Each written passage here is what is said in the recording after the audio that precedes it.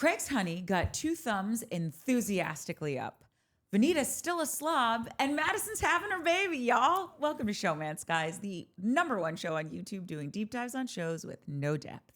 Dives as deep as my determination would be to hunt Austen down and murder him in cold blood if he ever peed in my pool. And I'm pretty sure that was on the last episode, and I cannot believe that we forgot to talk about it. I think you're right. That was so disgusting and so offensive and should quite frankly be illegal. Listen, I am so, this is going to, like and subscribe. This is a Showmance first right here. Totally with you guys on this one. 3 in agreement. It was a great show. Like, subscribe, hype, tell a friend. I think we're good. We're done. Catch you on the next one. It's an invasion of the body snatchers. The first time we still, contrary to the last episode, this is one of the shows we like to watch. We enjoy watching. We did before we started this channel. It's part of the reason we started this channel, that and Summer House. And on the last one, I was like, I'm kind of getting a little fed up with this one. We watched a lot of times, if we have time, the first time we'll just watch. Like, we're just going to watch it. No notes, no thinking about what cool things we're going to say and hot takes. And then we'll each go do our own thing, right? The first time we watched it, she was like, I think I kind of, it went over my head. She was like, dude, he just peed in the pool. And I was like, he didn't pee in the pool. Like, that was a joke. Like, that's what you do when you're in a pool and you're a dumb dude. Like, oh, what are you doing? Oh, fucking peeing in the pool. You're not peeing in the pool. And it is so egregious and so psychotic and so crazy that you would go, like you had a problem with Salley being like, oh, it's so cute. No, this is not a problem anymore. Like this, if you went to these people's house and peed in the pool after everything that they presented to you, like, bro, you're dead. You're dead to everyone. I seriously won't talk about him again if it's true. But that's why I'm like, because when we watched it the first time, like I said, I was like, that's not true. And then I watched it the second time, and I'm like, no, this motherfucker did not pee in this That was pool. what I was like, no, he's got to be kidding. Gotta be. Kidding. I believe, like, I thought I knew what I saw, and you were so staunch, like that. It's a joke. Like, he was so like, I was an idiot for not, and I'm like, dude I've ever I really did known. second guess myself and go, maybe I saw it wrong, or like I watched it the second, and I was like, oh my god, that's a hard, like, you paid way more attention the first time than I, and I was like, I didn't, whoa, and then I'm just like, it's so gnarly that I'm like, no, there's no way. I'm off the like, no, it was a joke. Dudes do that. Like, you got a funny face when you're wasted. People are like, what are you doing? You're like, I'm peeing in the pool. You're not, but you don't pee in the pool. You pee in your own pool, maybe, but like, not this pool at this farm. At like, itchy grass, no. you animal. And I they were think such now we close know why it's proximity itchy. there was people in the pool. That's what I mean. Like, aside from Whitner's parents' house and the whole deal. all like, of that.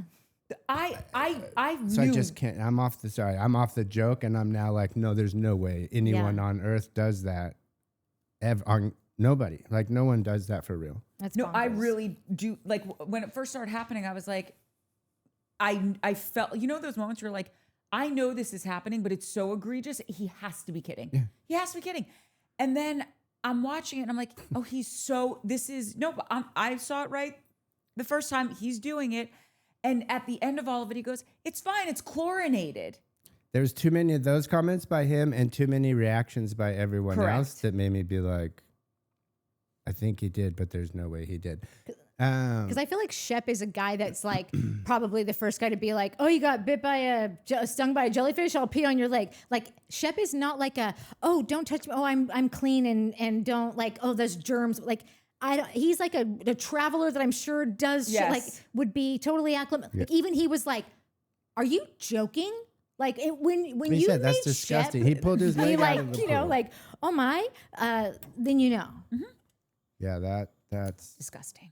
I'm Disgusting. just straight. I hope at the reunion it comes the first question, and he's like, "Of course I didn't." Like, I don't know lie if I'll to believe me. him. I don't. But just don't say you did. They already asked him about it on Watch What Happens, and he was there with Whitner, and Whitner didn't even seem that pissed. But what did he say on Watch What Happens? Was he like, yeah? I mean, he's like, oh yeah, probably shouldn't. Like, it was very Yeah, so he light. did it. He like did it. he He did. did it. Oh yeah, no, he definitely admitted that he Yeah. did it. But I don't. like Whitner to like listen, cards on the table. Obviously, you guys know that we were late on the last episode of Southern Charm, and so we're filming them both in the same night. So Whitner. In last episode, I think we just see him being very vocal about like when they're talking about the arguments that they're in. I don't want any fireworks in front of my parents. He says like, you know, they'll arrive somewhere. Oh, where should we put this? He goes, let's say hi to mom first. Like he's very like respectful of his parents. He like everything is just about them. And so for him to not be like, you will never come to my house again. You literally pissed on like what my parents did for us, like literal piss. Like I can't believe that he wasn't more. And maybe time has passed and they're on Watch What Happens. He's trying to play it cool because maybe Austen's already profusely apologized and whatever. I don't know. Paid to drain the pool. But like I can't. Yeah, exactly. Wait, I have such a funny story. So a few years ago, I was in Palm Springs with a friend, and you know, Palm Springs, if you don't know this, it's very windy and dusty out there. It's the desert, and it's this fine, fine dust, okay? Just pin that in the back of your head. And so a friend of mine, we're outside. I wanted to like go in the hot tub, and she was like, no, it's too hot. I don't want to go in the hot tub. I'm just going to sit on the side of the hot tub and put my feet in. And we're having a beer, smoking a J, having a great time. And when the weekend started, she told me she'd been having some stomach problems, like wasn't feeling totally groovy down there. And so she gets up to go, I would like get her towel. And when she turned around,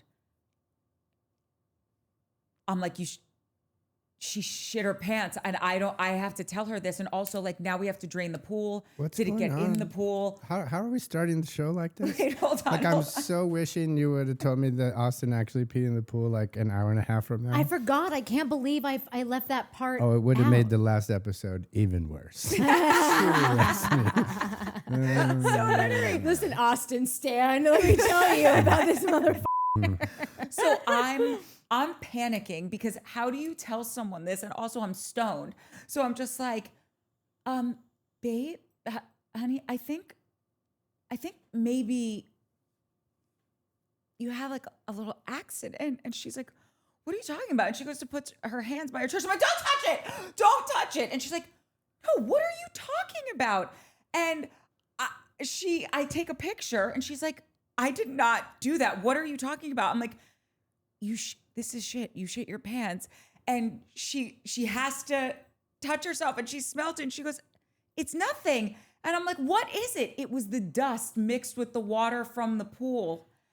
And it made her look like it was totally like she shit her pants. And then she sent me koozies with a picture of her butt. And underneath on the koozie, it just said shit-faced, which I thought was hilarious. Just no one else think that's. God. Can I take a sick day? Is that a thing? Do we have that? Okay, all right, let's just get in top of the pops. Let's get into the app. So we start off where everyone's kind of like getting ready for dinner. Hold on. Yes? Sorry.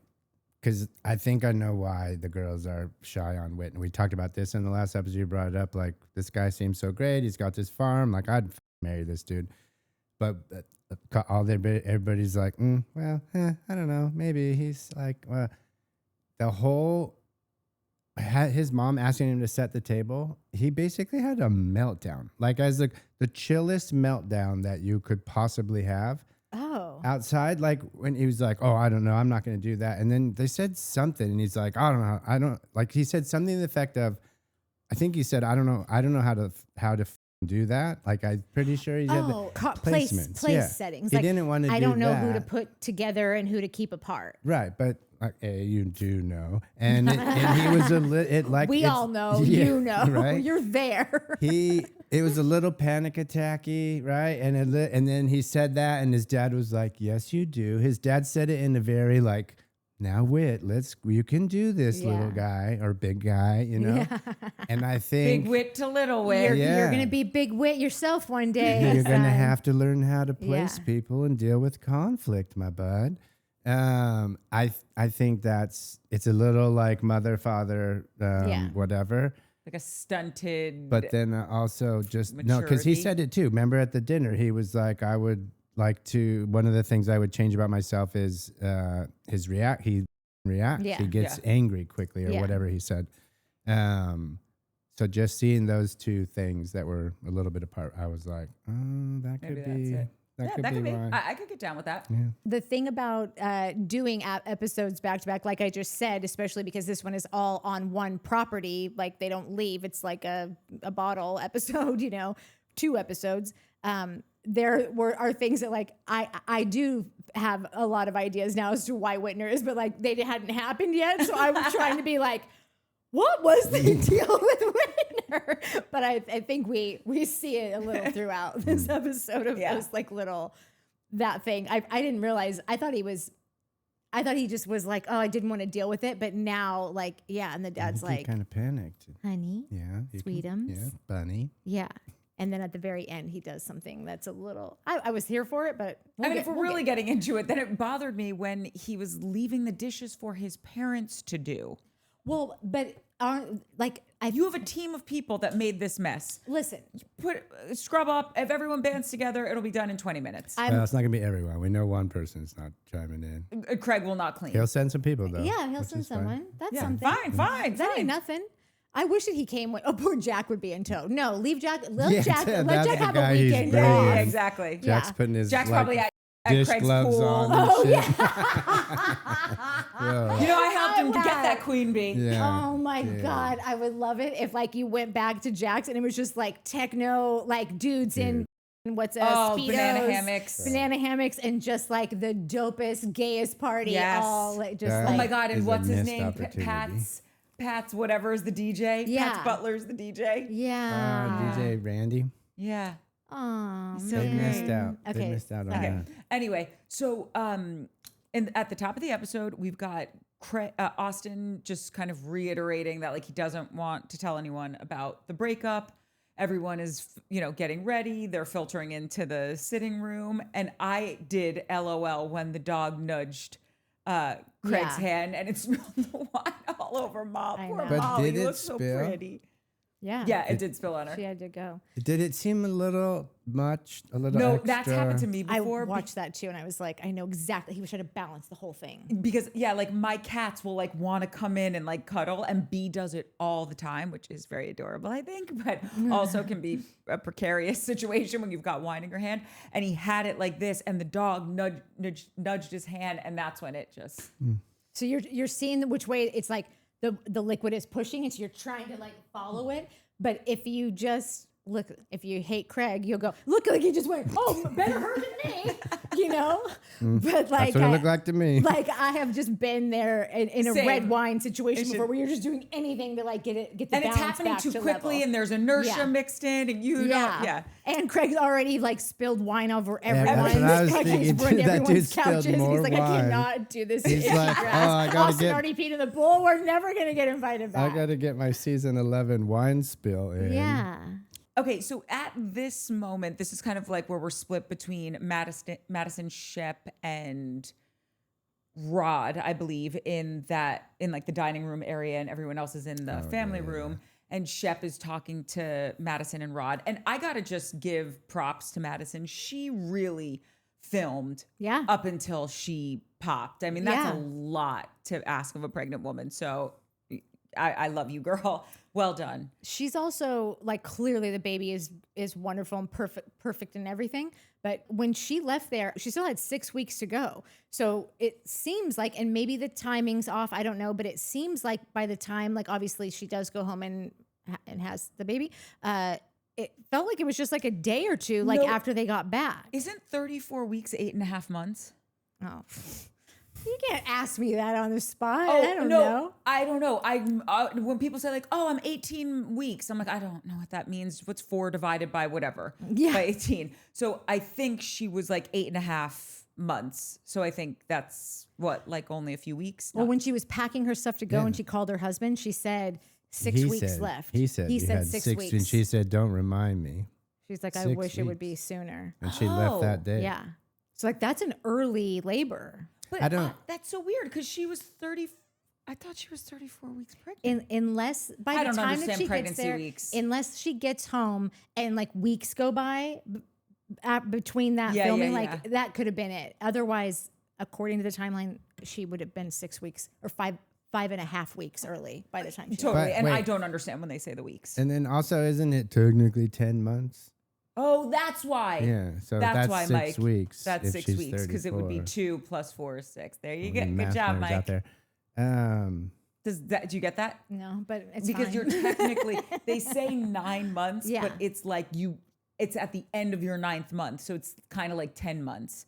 So if she was 8.5 months pregnant, she has 2 weeks in 1 month and then 4 weeks in the next month. Wait, which so is was 6 weeks. it early or it wasn't? Well, listen, the other thing is that could have been 3 weeks after that. That's what you I mean. know, And That's then it, they're yeah, like, yeah. oh my God, it's, maybe it doesn't, was it scenes from the next or was it coming up? I didn't remember. So anyways, Either way, baby's here. Things are great. oh no, it was Doing at the well. end of this episode, right? Yeah. Yeah. So yeah, that could have been whatever, a week or two later. It definitely seems a little early. And I think she says that in the little deal. It's a little bit early, but. Well, when Shep is talking to Madison, he did say, I don't know what I've been saying about Austen all season when he's just like, your indecisiveness is going to be your undoing. Yeah. And that's it. I feel like actually, I don't want to jinx things, but we might be on the same page with this as well with Austen. Like we all just want him to say like, I'm gay. This is Natalie's conspiracy theory. I'm not there yet. But like, I want him to either say like, I have this trauma that I got to deal with, and then I know I can get into a relationship, or like, I don't want that, mom and dad. I don't want that, Craig. I don't want that to the women I'm with. Like this indecisiveness that he's kind of the pattern throughout. It seems like at least what they're showing us of his life is going to be his undoing if he doesn't fix it. And I actually think Shep is right, which is what I meant when we were talking last episode about like, I like this Shep. I like him talking to Madison and saying this, like, even if it is him putting himself more in like a supportive role player, like best supporting actor, he's doing a good job. Like, I think what he's saying is actually, I think that is good advice. And even when we'll get there, like even when he approaches Austen, I was still a fan of how he did it. So anyway. Yeah. Like when I was like, oh, he's checked out. I think it was more of me seeing him placating Craig way more, which made me think like, oh, dude, you're checked out on this. Like you just don't want to deal with this, whatever might happen anymore. And Shep Austen as well. Cause like he didn't really dive in too hard at the dinner or at the party, he wasn't going to say anything about those two girls. Like, so I think I do like this Shep of wanting to find shit out. I think his conversation with Austen was super awkward. I didn't love how they edited it. It was a little funny, but also was like, this could be one of those. Yeah, when he finally sat down with Austen and they had Madison saying all the shit, like funny, but I also like, I was ready for a fucking serious conversation at this point. Like tired of people screaming at each other, yelling. Like this is an opportunity for you to talk to your friend who you guys are all buddies and like do some Shep wizardry, and it just but was kind of lame. We're not here Totally yet, but let's jumping just ahead, talk about it because you're bringing up good points. I feel like it was this cluster of a few things. One, Shep was hammered. Oh yeah, totally. So I don't they think were all so freaking wasted at that point. It's a great like point. Shep and Salley took the crown for like his and hers drunk prom queen and king. So I don't think he was in the place to actually have like a thoughtful conversation. That's true. And also he was just being blocked by Austen because Austen just wasn't budging. He really didn't want to have that conversation. So I think one person doesn't want to have it and the other person physically and mentally is not cognizant to have it. Well, I think Austen was, they were all freaking wasted. I think even Austen was pretty, I forgot kind of about that. Was like, because I had that show, I was like, dude, they're so wasted. They don't even know what the hell's happening right now. It's always funny when Shep gets so, I mean, listen, he's gotten that hammered a lot but like, he's got to be really putting him back because Shep's a big dude and I feel like he's got a pretty high tolerance. Yeah, well, listen, they're both huge and must have high tolerances. Because they drink all the time. But yeah, when they get to those moments where it's just like their synapses have just gone dark for like 10 seconds at a time and they're like, like that's when you know, like, what? Okay, well, we're not gonna. That's talk too about much. It. Like it's too much. yeah. Yeah. We want to see everything on this show, especially because, like we were talking last episode about how the difference between Summer House and Southern Charm, how they're filmed, is that Southern Summer House is just going for full 2 to 3 days, full rolling cameras nonstop, cameras everywhere. It's you're seeing it all, and nothing's happening elsewhere. They were there at this place, could have had a perfect Summer House type episode, and we see later on that they had this whole party afterwards, and like I'm dying to watch them in that party because we're all watching them just fight and connive and backstab each other. That like to get a glimpse of like Austen over there with Salley and like, and not that they're fighting, but like that's probably the worst. They're probably trying to get laid, but like for everyone else, like it would have just. We sometimes need to be reminded when like there's several episodes of just straight up fighting and backstabbing that like these people really are friends. We had a rough first episode that we filmed tonight because it is just seeming like, are you guys friends? But we know that they're friends, and we've all always said like unapologetically, like this is one show that we know these people are friends. Vanderpump's the same. Those people were friends. Like it is a rarity that you can say like, I know that these people I have a ton of history and they're still hanging out all the time. And I believe that about them. But it's been getting like just so uncomfortable that you start questioning that. It would have been so nice to have like them edit just like even if it's like a fast, like where you're just watching them all bop around in like high speed, you know, but to see that like, no, here they are at their friend's house. It's so Charleston or South Carolina, whatever, like, and to see them all getting along and drinking together, like we kind of needed that. So I wish that they would have indulged us. This is like a problem, in my opinion, that Bravo is having across all of their shows, that it doesn't just need to be mudslinging. Yeah. We the people, Bravo, I can speak for everyone. I really feel that. Feel confident in saying that all of us want to see, it doesn't just have to move the story forward in the sense of like, here's a date with these two, here's an argument, here's a vacation that's going to further the poking of the bee's nest. Like we want to see the friendships and the laughter and like them being drunk and falling on the beds and laughing and like it makes us give a shit to tune in and be like, no, don't give up on this friendship. You guys have so much fun together. Yeah. It's why I can definitively say from this side of the aisle that I do really feel that Paige and Craig at some point met and fell in love. Me too. I think she fell out of love. I think he got his heart broken. The end. And obviously there's a lot of details in between. Yeah, but they like, might have been together for a little too long, and that could have been the business element that I know that you think it was like, because honestly, anybody in their right mind, if you've got that much money and opportunities, like kind of riding on a breakup, like you might be a little more strategic about when you do it. Like that's. And I don't think their whole relationship was a business opportunity. Like I do think that they were attracted to each other, had crushes on each other, started a relationship, whether they realized it at the time or not. Like I would probably bet money that in the beginning it was just two idiots. They're like, and then probably a few months in when they're like, whoa, what's happening? You know, maybe later, I don't know. At some point, they both realized, and that's maybe that they were together too long. But speaking of too long, we've talked way too long about these two and their relationship. But elevator I don't think kiss. Do you remember the elevator kiss? I think it was the first on-screen kiss that they had. Nobody remembers that. Oh, it was good. What show was it on? Now I don't remember which one it was. Had to be Winter. But my point in even bringing it up is that like it's because we got to see that and have fun with them and like see them at Winter House. And so I just think Bravo, let us in on the fun. Or bring back Winter House. If you can't give us one episode of seeing these kids party, we're sick and tired of seeing it on like, if you go on Craig's socials, if you go on Sally's socials, they're all hanging out. But you have us thinking that they loathe each other and that they think that each other is the worst human being in the world and that they're just out to murder them and tear their whole lives apart. And then I'm watching them like, looks like they're completely on their own time sitting at a bar. Craig's on one side, Austin's on another, and Sally's doing a little like they're doing song. the heated rivalry thing. Like, so bring back Winter House if you can't even just give us one party scene. Wait, I have a question because as we get into the dinner, there was this weird moment, and I didn't know, you guys are much better at understanding, like, oh, that was editing, whatever. When he sat down next to Charlie, everyone, like, there was this kind of record scratch moment that was weird. And then Charlie looked a little bit uncomfortable. And I just don't understand why that would be the case, because clearly he likes her, and why wouldn't he want to sit next to her?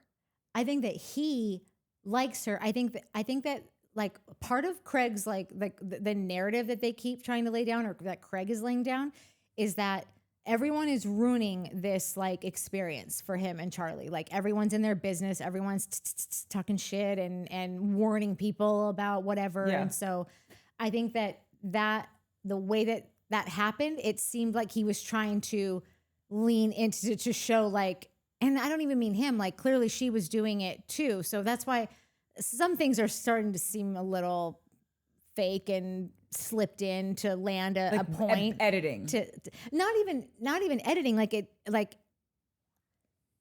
I don't think that this show is fake, but I do think that once you get 11 seasons in, you've got to be you know that things have to happen, and that like this is the story. So like what beats support that sort of like storyline that you're going with.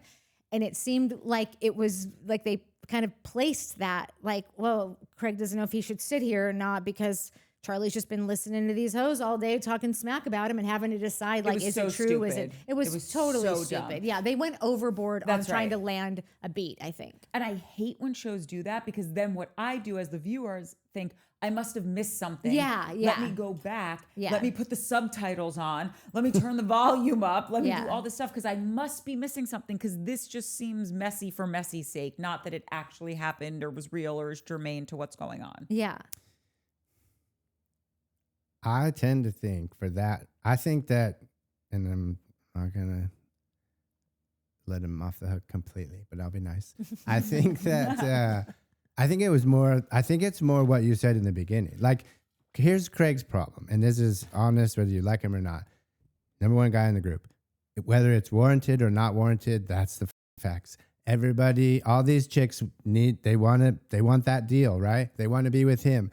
So like, Craig is sensitive enough to know that and be like, he's like a celebrity, like an actor or like a famous that's like, do you like me because I'm me, or do you like me because I'm the guy on stage, you know? And you'll never, never. It's a hard thing to know, you know what I mean? I'm a big time YouTuber. I don't know if she's with me for that. And Good thing you got in before the YouTube fame hit now. All this money, I can't even. What am I gonna do? Oh, man. you're screwed. You'll never be able to. By the way, I trust. don't give a shit if someone likes me, because but I'm not saying I'm famous, but like when we get to a point where people are, thinking, like, oh, that's whatever.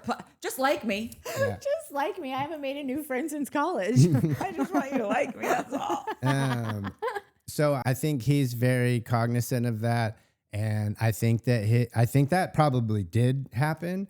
And I think it was like half him being like, oh, what do I do? If I sit next to her, then that's going to be a thing that could lead her on. And like, cool, maybe that's a sweet thing that Craig doesn't want to do. Maybe it's not, who cares? But like, I'm on that side of the fence with that scene. I don't think it was like wonky editing. Like they did on Maybe it was some. just Craig being clumsy because he was in his head about what you're talking about. Yeah, I think so. Okay. And then I think there's also the like, I don't want all these people busting my balls right now because I sat next to like, it would be so much easier if I could sit next to Shep and Madison or something. You know what I mean? Like, I'm sure he was going a mile a minute in his head, and they caught that, and that's what got edited. And he was going to have to sit directly across from Salley, which is like, can I just eat my steak? Yes. That could be true too. And Charlie's just, I think my take on Charlie, I think I finally have one. Seems super sweet, whatever. She seems scared out of her.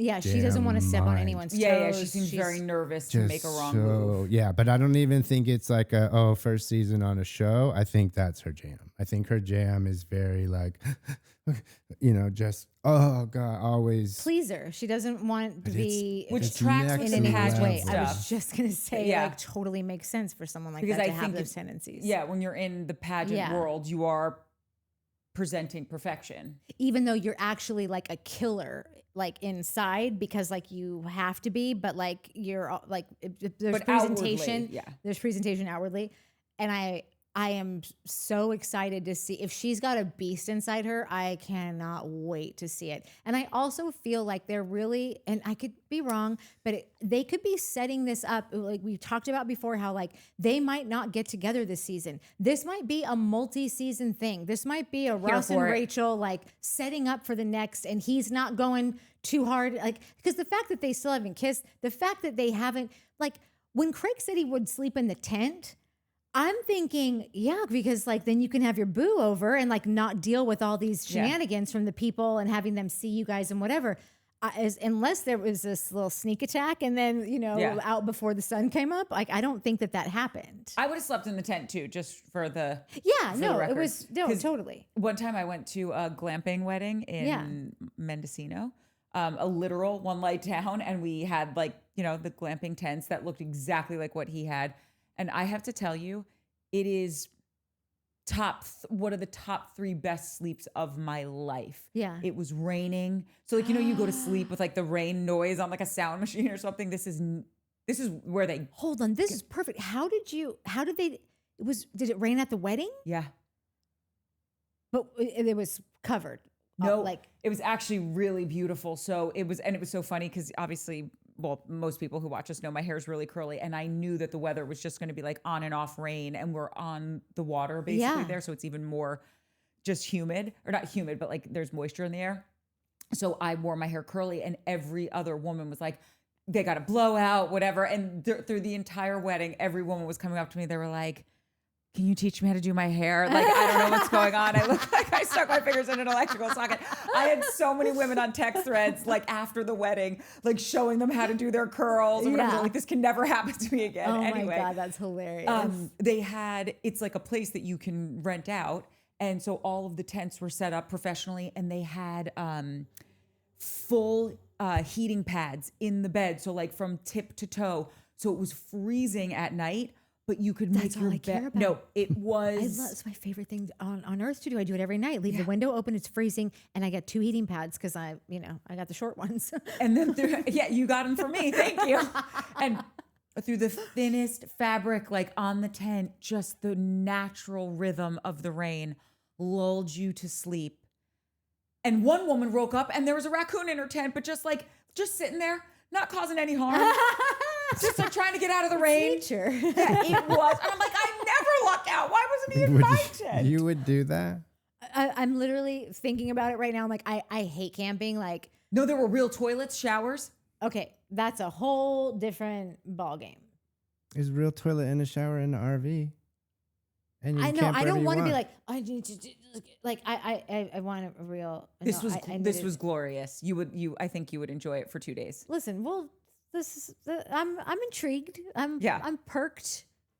Here's the God, wait, you know what we should do? Because you have to fly into either San Francisco or like that, what is it, Santa Rosa, the airport for Napa. Anyway, we should go up to Meteor Wine's vineyard, have some wine, and then we could go camping at Mendocino because you drive from there to Mendocino. Yeah, if I got invited there. Barry's gonna just curse the day. Yeah, like, you guys want I can't and want afford you and guys want. anymore. Oh yeah. I have actual children that are mine that I'm responsible for, not you 3 grown-up babies. Sorry, Bear. Love you. Listen, we don't have a lot of rich friends. We don't have a lot of friends. I don't even have a You lot see, we can't get anyone to fill in for me. We had to take Harris off the internet and make him our friend. Jake only came because he lived with me, and Shane only came because we were broken up, and he probably felt guilty because I didn't get a kid out of it. So I guess I'll just do the show for her. Oh my God. Anyway. I'm like dying to show you this. Paige and Craig elevator kiss, and it says the infamous elevator kiss between Paige Sorbo and Craig Conover marked the beginning of their romantic connection, often cited from early Winter House era with a leaked video of the moment causing a stir among fans. Despite the passionate start, the couple confirmed their break. Blah, blah. You gotta end it with that AI, thanks. It wasn't on the show. It was on social media. I thought that I saw it on the show. Maybe they used the social media clip Maybe they on did. the show. Yeah, but yeah, I will send it to you. Is there anything better than watching 2 people fall in love? No, Truly. and it was the steamiest. It was like, drop your purse and let's do this. The doors are closing. We've been waiting all night. We haven't put this out there yet. That's what it was. Yeah. And you also, I firmly believe that they had good sexual chemistry. So Yeah. like, that's also lovely to be like, oh, good for you. Good for both of you. Yeah. Anyway. Speaking of things that I like, the table topic questions I think is very charming. And I love that he, Yeah, I'm into that. yeah. Yeah, Oh my totally. God, we're going to do that on our camping trip. Yeah, no, I'm down. I sometimes, obviously, love Madison. But sometimes. Yes, I know what you're going to say. I agree with you. Sometimes she'll throw out a thing where I'm like, dude. Why'd you do that? Yeah. Natalie always, she says this a lot to me. Dude, just be cool, man. Just be cool. Just go with it. Yeah. No, but specifically, just be cool. Like, that's it. Chill just out, man. be cool, which means have a beer. calm the down. Yeah. I put my beer in a coffee cup. Oh, that's Hofer's business. Base Camp. Hey, another sponsor. And Another free sponsor. no, give me something besides this. No, it's another sign that we're having a camping wedding. Oh, dude, Hofer will give us some pop-up tents and chairs. Base camp for all of your pop-up needs. Yeah, if you Oh my guys God, wait, you guys could do your wedding up there. done, let's Because this go. was a wedding. Anyway. I'm just talking about it. I also thought it was, and this, I don't know, Madison, I had two little hiccups with her this episode. One, or actually it was last episode. One, she didn't show up with a gift, which I would have thought Madison, because she always brings champagne to Miss Pat's. Wait, to Itchy Farms? Yeah, I would have thought she would have just shown up with something, an orchid or whatever. But I'm she's giving her very a pregnant. pass for that. The Yeah, same, she so I drove would her yes. pass out there. Yeah. So I total pass there. But also, I thought it was a little inconsiderate, like when she wouldn't quiet down when like Beth. Her and Shep. Yeah, like Yeah. Beth was his Winchester's mom was trying to say something, and then they were asking the question. I was like, "Don't be like that annoying kid. Just be." Yeah, those two. That was annoying. And I love her. It just nobody's perfect. Yeah. Wait, but wasn't she was talking to Winchester though, right? She's talking No, to Shep. Shep. Her and Shep were like Oh, giggling. with Shep? Yeah. Oh, It was for a- some reason I you thought know it what was, it was? Winchester, so I was like, oh, she probably thinks he's talking to me. So, okay. No, it was a Giggly Squad moment. It was the birth of the Giggly Squad when Anna and Paige were down at the end just laughing their asses off, and Kyle had a full-blown meltdown. And Winchester's mom is the dictator of the dinner table? Maybe. For some reason, it didn't bother me when Yeah. Paige and Hannah were cracking up. Yeah, but no. this I one loved did. it. I But yeah, loved that it. one bothered me. And then the whole like, were you serious? Like with the card thing? Like, Stop what are you it. talking about? This is going to be fun. And also, you are a guest. They have cooked you dinner. They bought the dinner that they also cooked you. Yeah. They've Austin done peed in the everything. You have pool. literally had them wait on you, Yeah. hand and foot. I don't care what they ask you to do. Give them your pap smear results if they're asking for them. Like, just go along to get along. Be a Yeah. good guest. I did personally think that there were sweet moments between Austen and Craig this episode. So like at the end of the dinner, obviously when Craig answered the question of like, I wish something I'd like to change about myself is my temper. I know like I respond to things in a really bad way sometimes. And that's what I would like to fix. And Austen kind of just was like fed up with it and walked in the house. And Craig clocked it. And that's when Charlie was like, you got to make things right with him. He's going through a breakup. Yeah. And this is what I mean by like, the reason why I'm enjoying the season is because I do feel like we are getting these authentic moments of Craig genuinely did not know that Austen and Audrey had broken up. It wasn't like they said it in another scene and he's pretending. That's what I want. I kind of want to FaceTime Timmy, like not FaceTime, but like send him a video question right now and see just like if he randomly can get back to us tonight. What with is it? another What's your one. question? I just want to know like if we all really believe that the entire crew knew, most of the cast at this point knew, they filmed scenes of talking about the breakup.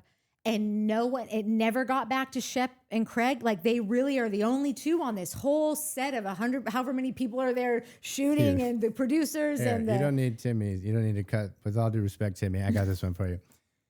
Everyone on this show, it's been argued, wants to be Craig, right? Who do you think the PAs and the APs, the associate producers and the junior producers that are trying to become senior producers and Yeah. co-executive producers and executive producers in 5 years? Bro, there's zero chance. Yeah. And to that, I will say, bravo, Craig, because that little grin, what?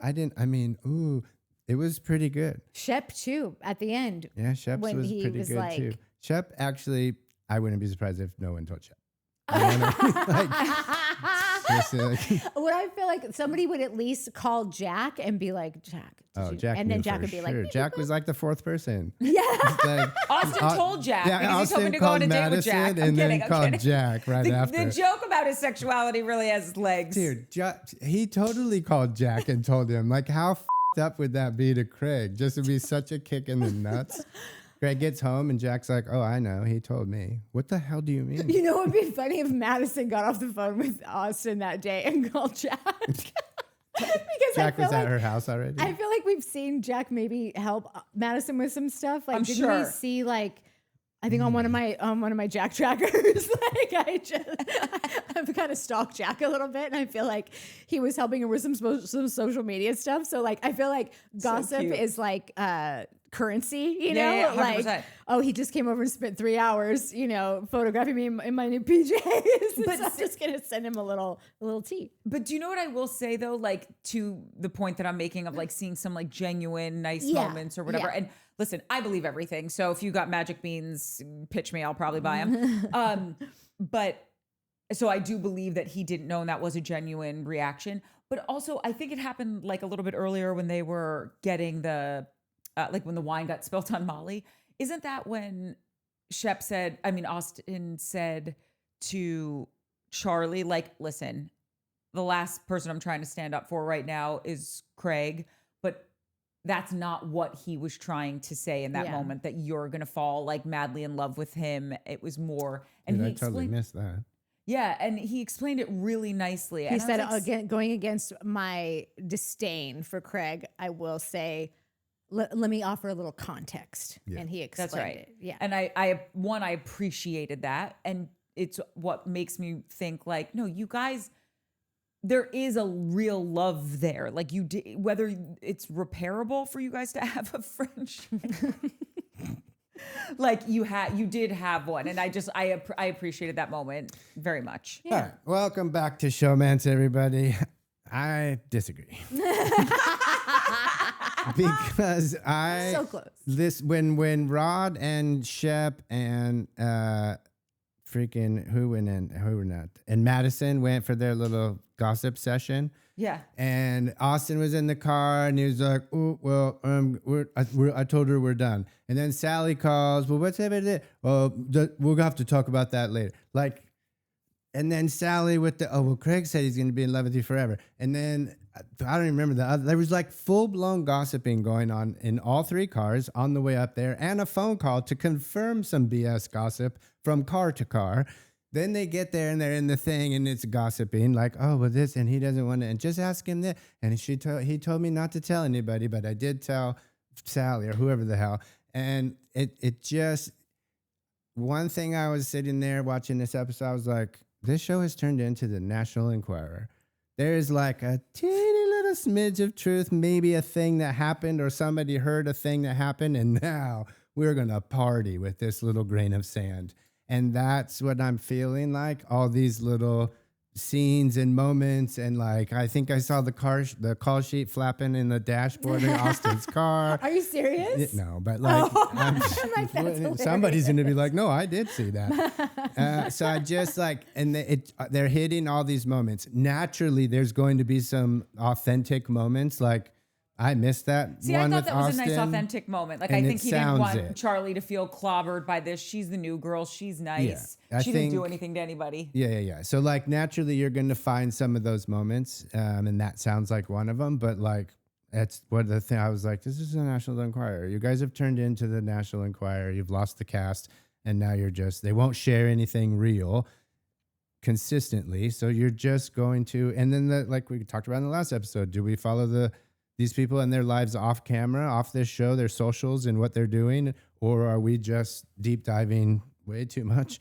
on our show that we watch? 42 minutes. We've said it before. No one can talk about a 42-minute show for 3 hours like we can. Nobody. Yeah. Take that to the bank. Not sure if that's a good thing or Don't not. take it to the bank. There's no Yeah, cash in That that check bank won't take clear it- yet, take it but to the we will carnival. soon. Take it to Vegas. But so yeah, I'm like, I don't know how much of these Sure. But I think actually we are still agreeing that like that scene did seem genuine between like Austen saying, you know, much to my, what did he say? Like against my disdain. Against my disdain. Let me offer some context. Yeah. And I appreciated that. We do have, you know, whatever, the scene that we talked about already. Do you have anything to add about it with when Shep and Austen were talking and Shep was Hammerhead and so was Austen? Like Shep was trying to not press him because Madison kept saying like, ask questions. Don't just like force your thoughts on him or your opinions on him. And then isn't that when Austen said like, we broke up? No, he tells her, no, he said he doesn't want to talk about it. her. He doesn't want to talk about it. He doesn't find out until they go fishing later. That's right. So, okay, thank you. Yeah. The next day. When he asks him, are you single? So I feel like I can't remember if this was like where they cut to a confessional during this or whatever. But Shep says, Austen allows himself to be manipulated more than anyone I've ever met. What does that mean? Like just by Craig or like by it sounded like a general thing about Austen. Like, is Austen getting constantly manipulated? And I'm just like, it was going way over my head because it's really overshadowed by him manipulating every woman he's ever been with. What? Not kidding. I was going to rail on Craig, but I'll just let it go. Well, no, Craig's not even in the scene. It's a joke. Jesus. It's going so well. I think this ties into my theory, but I want to talk about it when we get to around the fishing scene. Oh, okay. Because I think it's a bit more apropos to that scene. Got it. Okay, yeah, my only thing was, can we text Timmy to ask him? We didn't need to. I hope I did you proud, Timmy. I think you did. And then everyone's hammered and we don't get to see the fun party, which I would have loved to have seen. And we see Salley yelling like inappropriate stuff. Truly, the body isn't even cold on his relationship. It was to me, like if a guy was doing that to a chick or whatever, if it was two gay guys to two lesbians, it would be like, that's unwanted. You're being really aggressive. Like it's a turnoff when she does that stuff to me. I think it's not cool. In his defense, maybe it did. Like obviously, we didn't get to see a ton of that party. So 5 minutes later, he could have been like, but it did seem like he was down, like the one when he was outside and he's like, "Sally, down, dog." That was a bit rude, but also like borderline called for But it. how say she was that acting. to me, I will cut you. No, first of all, no one would ever say that to me because I would never say the things that You wouldn't she be acting that way. Yeah, and I have to go to the restroom. Do you need help? With his dick that's going to be having urine coming out of it? Like no. we're in the pool? Yeah. That's what I would have said. You didn't piss enough in the pool? Yeah, exactly. Like, Or you're walking to the disgusting. bathroom, hey, the pool's back that way. And then for her to still say, I want Austen's dick so bad. It's like, Dude, that's what I mean. Like this like, I think I got a little emotional last episode, but it was just these kinds of things where I'm like, this is BS. This is not real. Like, No, I think that is how Salley acts. not on camera. Nobody. I can listen. Maybe I'm the idiot. Maybe Austen did pee in the pool at these people's house, and maybe Salley is that person. And fine, cool. But like, gross. whoa, dude. Remember Like, last yeah. season? She was like, yeah, it was in a parking lot. I gave him half a blowjob. Like, I'm telling you, I think this is who Salley is. And Austen did say, I pissed in the pool.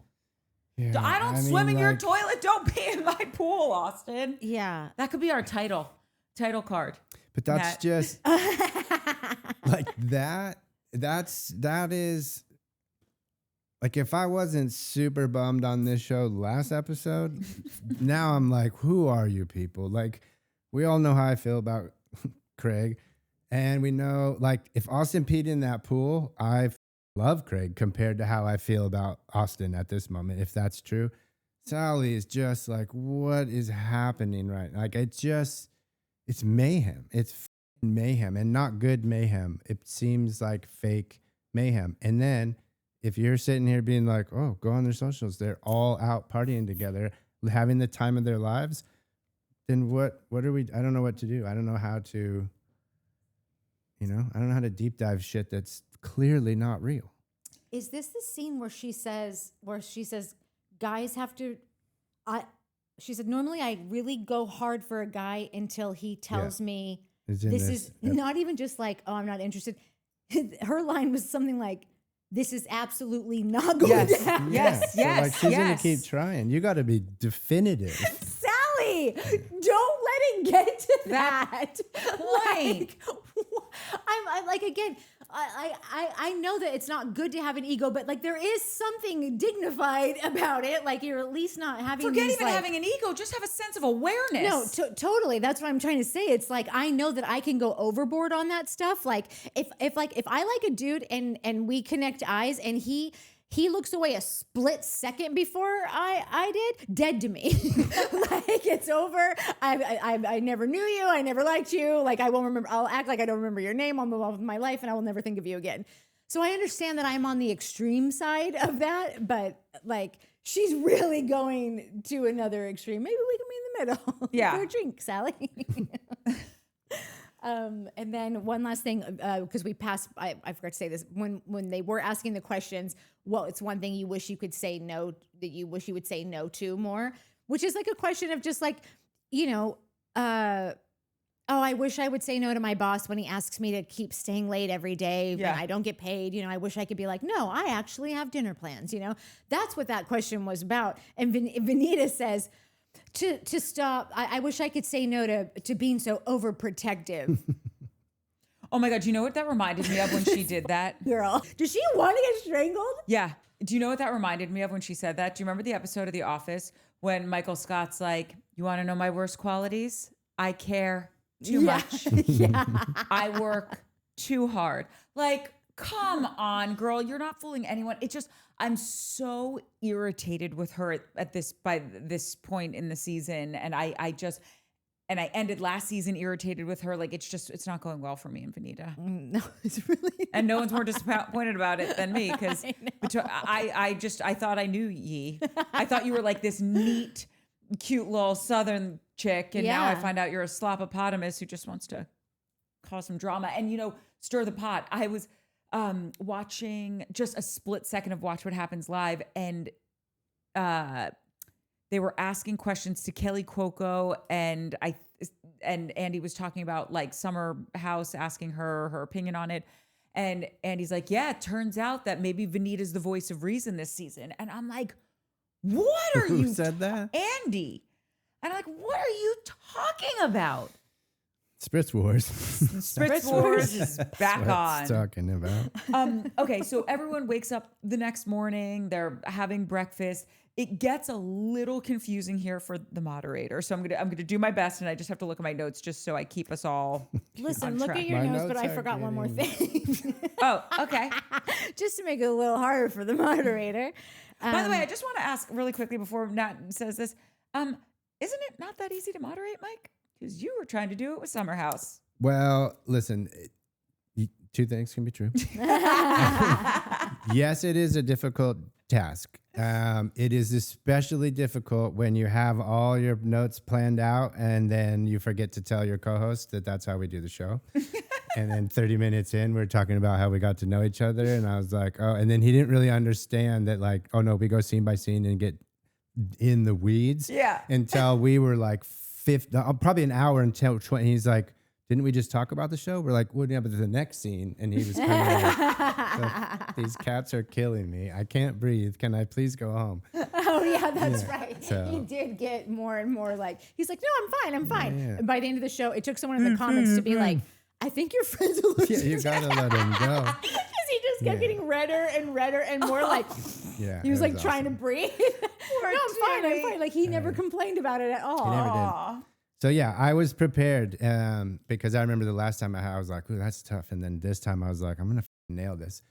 And so I was ready. And then I didn't like how I did the 3 things. And I was like, watched it. I'm like, God, man, I wish I could have done the take 2 on that one. I make it look easy. I didn't think that it was bad though. Like, Well, listen, when you're like professionals, Like we are. thespians, like the 2 of us no, strive to but be. anyone can get a full sentence out. I'm like, way to go, guys. Look at you, show ups. We went and one of the early ideas for this YouTube adventure was Golf Channel, obviously, because why not?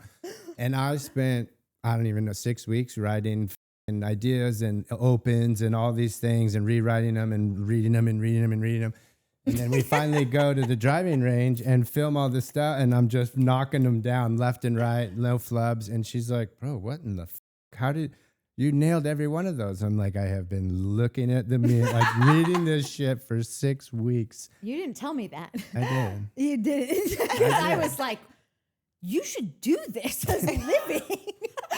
Sucker. I thought, like, how have I known this person for this long? And like, you should have seen him. Like everything was like, all right, I'm gonna start here, and that's what we call a rapper. Like I'm just like, that's what it was like the whole time. And I was like, what is happening? Who are you? Okay. Now you know. Yeah, now I know. Anyway, back to you in the studio, Nat. Okay, the one thing I forgot to say was that this is just also and I bitched about this last episode about just like Sally's going so above and beyond trying to just like terrorize, put Shep in a, not Shep, I talked about this last episode. I complained about this. See, this is why she was so impressed with you. I know. Like, maybe okay, what? Such a good reference. I know. Okay. I complained about this a lot last episode, but it continued on because we're at the same place. Of Salley 5 minutes ago being like obsessed and ready to like marry Craig and have chickens and babies with him like all at once, then getting rejected and then deciding that he is the worst person that ever lived and every woman in the world needs to be warned and all the things.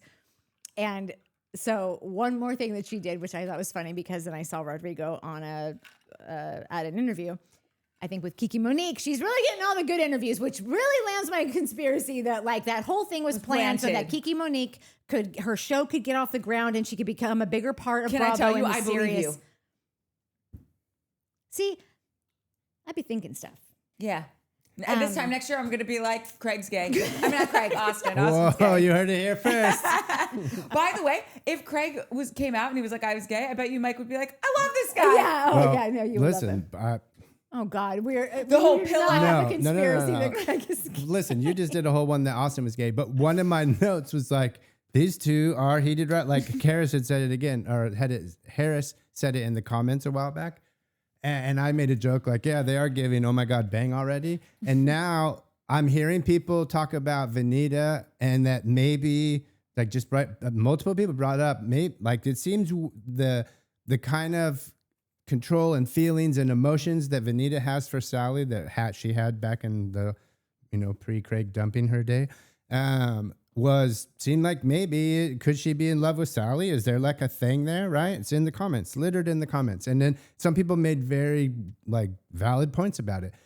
And so this episode, I was like, okay, like, cause like, I don't think Austen's gay.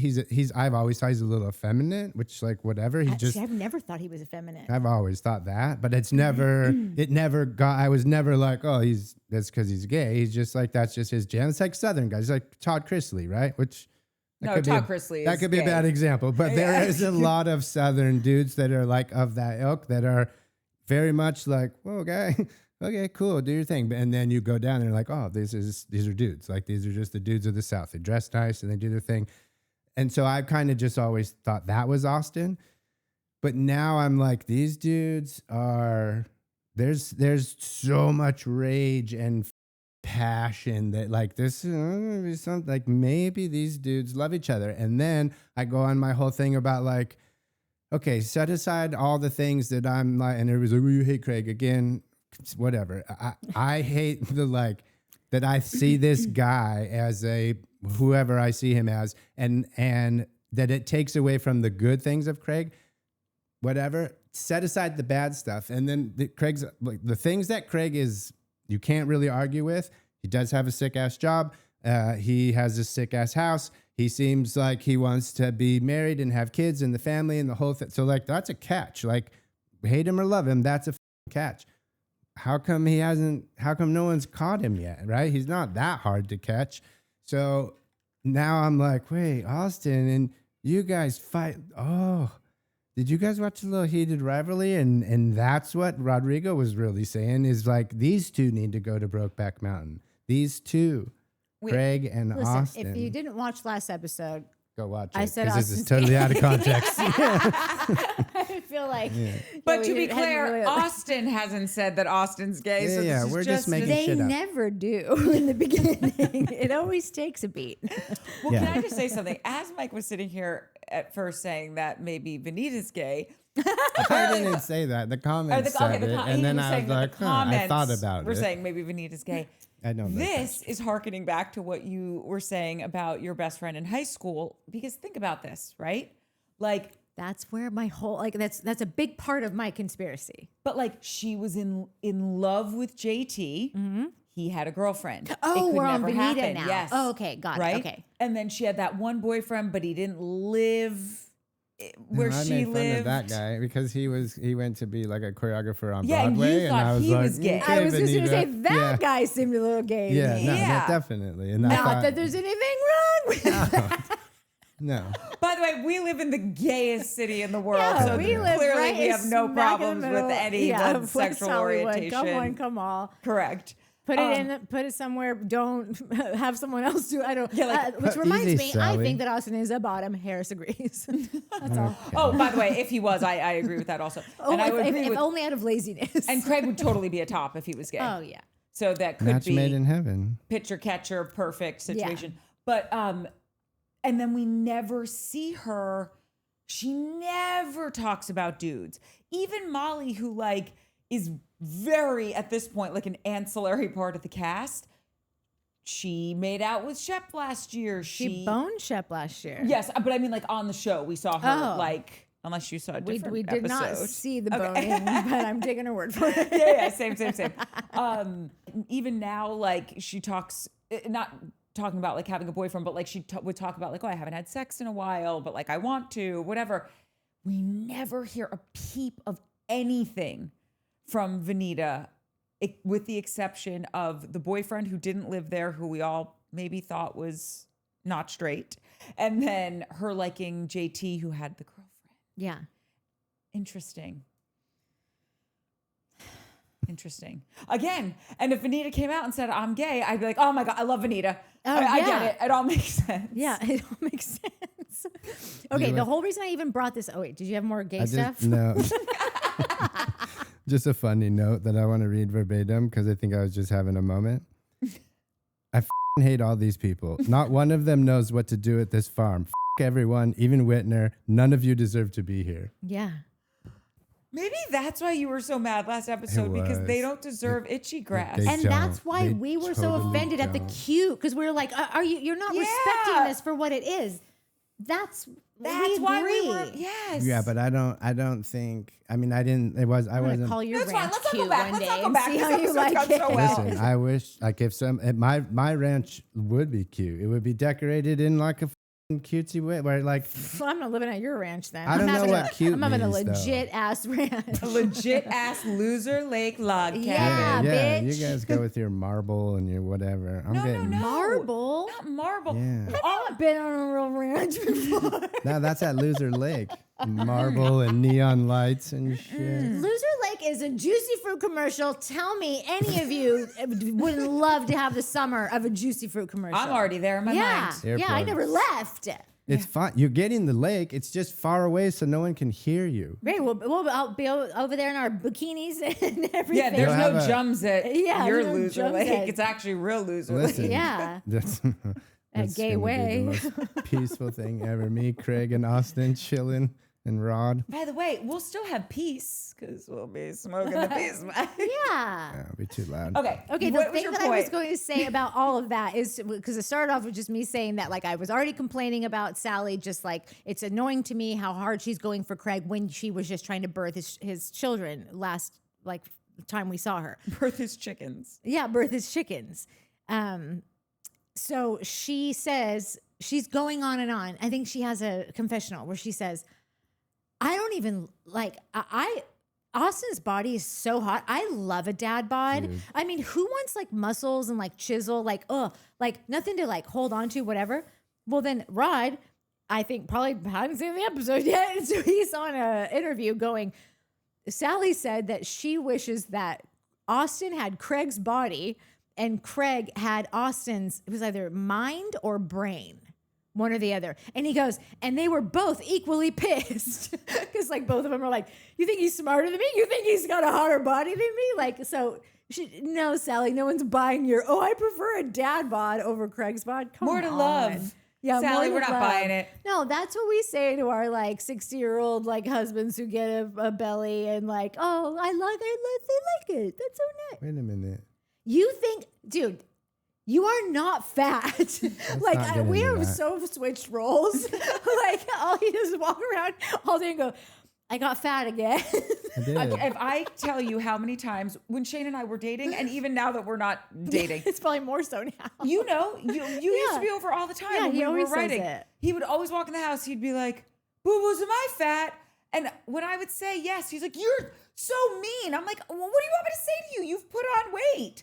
And if I say no, he'd be like, then he'd come in 2 weeks later being like, I stepped on the scale. I put on weight. Why'd you lie to me? Yeah. So there's no winning. No, there's no winning. And by the way, I should be asking you this more than you should be asking me this. Number one. Number two, you don't ever do anything about it. And number three, don't yell at me if I'm telling you the truth. You asked a question. Is it raining? If I say no and you go out and you get rained on, you'd be like, why didn't you say yes? Yeah. Anyway. No, but Mike is just a tall, lanky guy. Like he's never going to be fat. Correct. Maybe if Mike went to the gym every day, he could have the body of a. I don't even know what, but who cares? You are never going to be fat unless you literally set your mind to it and Yeah. go like, I'm just going to Don't order threaten me 15 with a good pizzas time. today. I've known you for a substantial amount of time. You've looked like this your entire existence to me. And There's a name for it because I just hired someone to help me with my fitness and nutrition. Skinny fat. No, I forget it. She called me it, and it sounded like she was sneezing. It was a little gesundheit-esque. She's like, "Oh, you're a Gesundeblatten," and it's a type of body where, like, for us, it's easier to be lean but harder to put on muscle. So you know who's gonna know the answer to you this guys will truth. always be lean. If you want a six pack and you want glutes of steel, yeah, it's going to require probably more than the average Joe to get Correct. it. And but like you're- fisting protein every hour. and Yeah. boiling your chicken and like whatever. But like you're never going to be a fat guy. So let go of that dream. Are you saying I don't have glutes of steel right now? That is what she's saying. I'm Did you saying make your everything. point? I think I've made my point. Okay. But where we are, So now we are when kind of everyone like divvies everything. Sorry, my notes just got. Oh, okay. One more thing about because we're at the dinner, right? Okay. One We're thing so that I thought was past the weird dinner. is that No, we like when Craig does find out. Wait, have we got to the part where Craig finds out that it's the breakup? We did. We already talked about that, right? Okay. So Craig we says, literally have already had breakfast the next morning. Yeah. We talked about the whole breakup thing, and Mike said he thought it was fake. Remember? right? I forgot about that. What I wanted to add was that because Craig seems to think like as soon as he finds out that they're not together anymore, and I think this happens at dinner. Maybe it happens later. I don't know. We could actually be in the scene that you were talking about. How so. many beers have you had put in that mug? 3, and I never drink that much, but this is going to be a rough show. So I don't know, pound him back. Self-medicating. I am. I think you should try it. Honestly, I think you would like it. So when he finds out about the Nothing's going to breakup, cloud my judgment for Craig. oh God, a few beers will cloud all of our judgment for Craig. Let me tell you that Exactly. right now. I might not be engaged if I have a few beers by the time I meet Craig IRL. Good luck, buddy. Past my prime. So I feel like this happens at the dinner when he finds out that they're not together anymore. He says, "Oh, like great, this is gonna be great. We're not gonna have like this conflict anymore." Like he seems whatever he was saying. It seemed like he was trying to insinuate that like all of their like their biggest conflict right now and their biggest beef all stems from him being in this relationship. And like maybe there was bigger fights about it that like I didn't see. Maybe Craig takes it really personally that he's dragging someone along, having been a person who maybe he feels that he was just dragged along or whatever. But I thought that was funny that like either he's completely ignorant to like y'all got more problems than just this, or it's a bigger thing that I didn't, they haven't really shown us. Two truths. I think both of them are true. I think that relationship not having anything to do with sweet little Audrey. Yeah. I think that relationship was a source of pain for them Yeah. and caused real issues in their relationship because Craig thinks you want to be single and come out with me, and Austen thinks like don't misrepresent me. I'm in a happy relationship. So now they both think they're lying and full of shit. And it's just, when when you're annoyed with someone and you're just kind of keeping a lid, you're just kind of keeping a lid on it. I just felt that. I didn't even see it. And hypothetically speaking, when you're annoyed at someone and you're just kind Tell me more. keeping a lid on it, and then something else happens that has nothing to do with really why you're annoyed with them, but like you're already wound up and ready to pop. So when this thing happens, it becomes even bigger than it should be because you're so annoyed about a million other things that you guys haven't talked about. And that, I think, was unfortunately what happened with that relationship. I think it was just a catalyst for Craig to just like go in on Austen and vice versa, I'm sure. And also when you're in love with each other. But was it not funny that like Craig found out that Austen broke up with and then made it about himself? Like the thing that he said, like how he phrased it was very much like. Wait, what? Which I don't remember what he said. When he was like, said something about like, oh, I'm glad that they broke up now and that'll alleviate a lot of my stress with him. And I was like, bro, dude, that was classic Craig. Little bit of like, whatever. I mean, the number one guy on the show, and everyone tells you so. Okay, so these next few things kind of like all dovetail each other. Obviously Madison leaves because she's got to have her baby. And Whit, Vanita, Molly, and Salley, they go off in one direction. And Craig and Charlie have their date. And then Shep, Rod, and Austen all go fishing. Okay. So if we start out with when Salley and co go to like feed the horses, the only reason I need to point this out is because you know how I always say how someone does one thing is how they do everything? Yeah. When Salley went to go feed the horses, it's like she's got me first. I want that horse. That's the most, he bit me. Like she has to constantly be pulling focus, I'm picking the best horse. I'm getting there first. It's unbecoming. It's like your issues are entering the room before you are. And I'm sure she's a sweet girl that you'd have a really good time with, but I just feel like her insecurities are getting so loud and watching it is tough. I wonder if she's going to watch this back. Cause like the thing about Salley is that like, I don't dislike Salley. I don't think she's a bad person. I think probably she's probably better in real life than the things that we've seen, or I don't know her enough. Well, I don't know her well enough to say the otherwise. How about that? I'm wondering if she will watch this back because in the past season, she hasn't really been too integral in like, she would have some beefs with like Taylor or whatever, but at this point, like nobody gave a shit about Taylor. By the time Taylor was leaving, everyone was like, Taylor's still on the show. Like she was just a time waste. So I'm wondering if she will be a season for her to look and watch herself and go, oh, I don't love that. Like, or if I don't know if she will. And I don't dislike her like as a human being. I don't think she's a bad person. Yeah. I just think there's some good growth that could happen here. Well, that's what I mean. Do you think that she could watch it and be like, I don't want to show that again? I hope. Yeah. 50-50. 50-50. She's defending, I don't even know if that's the right way to put it, but she's defending Craig and Shep, and probably Austen would agree if he didn't have to be on her team, that the tornado thing, like that's kind of like when you first hear that, you're like, whoa, dude, that's a bit much. Like you don't say that about, everyone seems needy until their needs are met. No, by the way, Jen O'Toole, where you at? I haven't heard from you in a while. Also, Miss Gay Organza. She's back? I feel like I haven't heard from maybe Organza I just in a minute. Instagram, maybe. Yeah, Instagram all the time. You know who else? Oh, wait, Carol T's back. Hey, sorry, some people I just noticed like, what happened to Carol T? But she's back. Yeah. Sally's like, when you first heard the whole tornado and the agent of chaos, you're like, whoa, that's a bit much.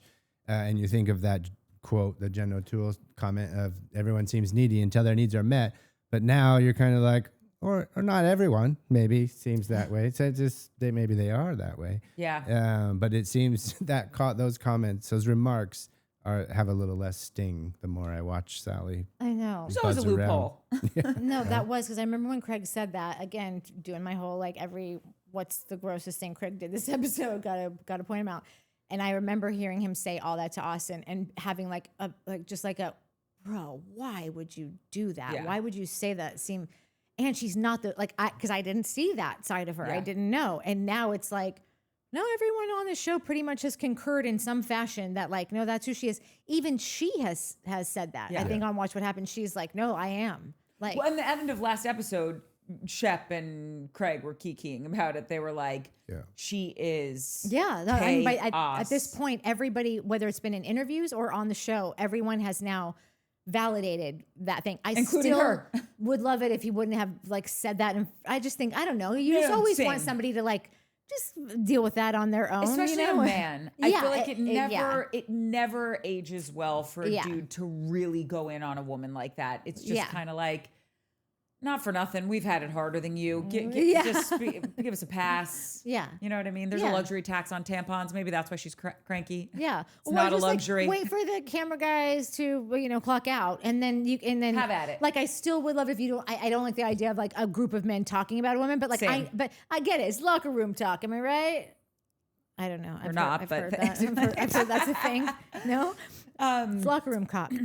Yeah. No. Okay. That's a thing. So after that, I feel like we can only handle one thing at a time. So do we want to talk about the date or do we want to talk about the fishing? Well, probably the date since it was meaningless. And then the fishing was like a thing. Yes. I will just say this, that date, whether this is staged or not, that was adorable. I want to be on a canoe with someone I fancy. Yeah.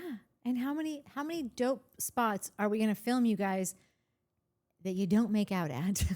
That whole scene would have been the perfect first kiss. Both of them just kind of leaning over for something really sweet and non-committal because they're both seated. So you got to kind of get up and do a squat. You got to work the glutes, to get up and do it. And then you would sit right back down. It would be so sweet and innocent. And if you guys don't really like each other and this is all for the show, which I am putting out of my mind, but that would have been the perfect place for it. I just, let's do this already. Can we just think about this for 1 second?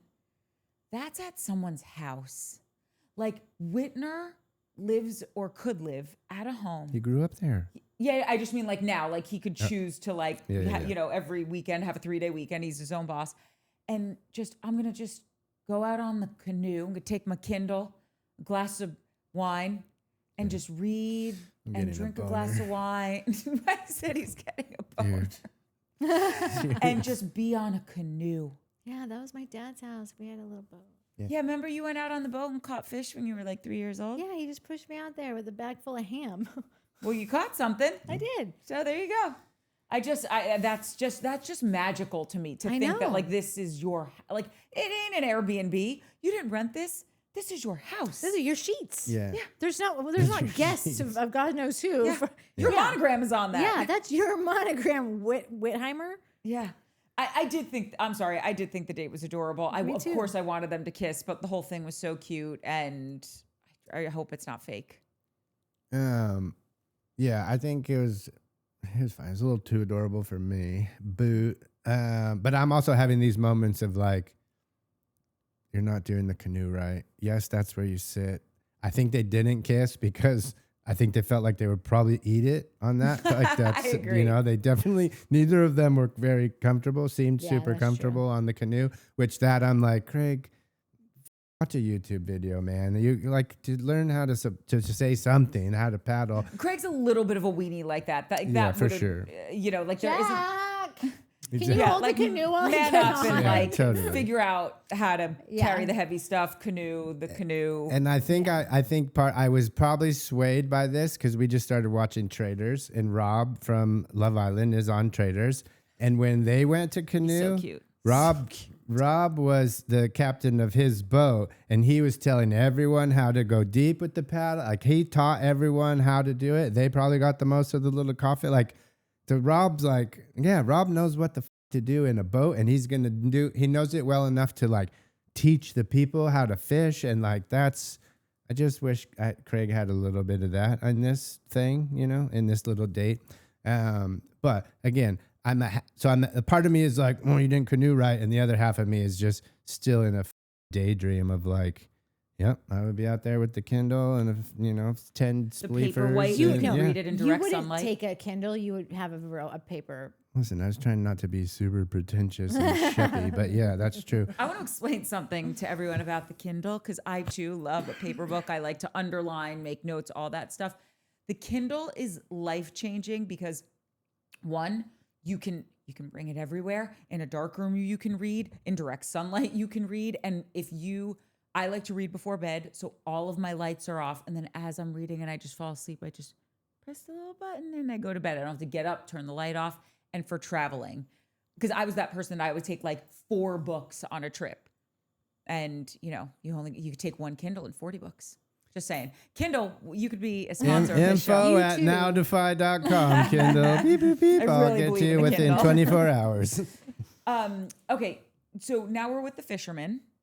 And this is where Shep finds out that Audrey and Craig have broken up. Austen. I always call Austen Craig, which I'm sure he loves. Austen broke up with Audrey. And I did also feel like Shep didn't know, like he seemed genuinely surprised by that piece of information.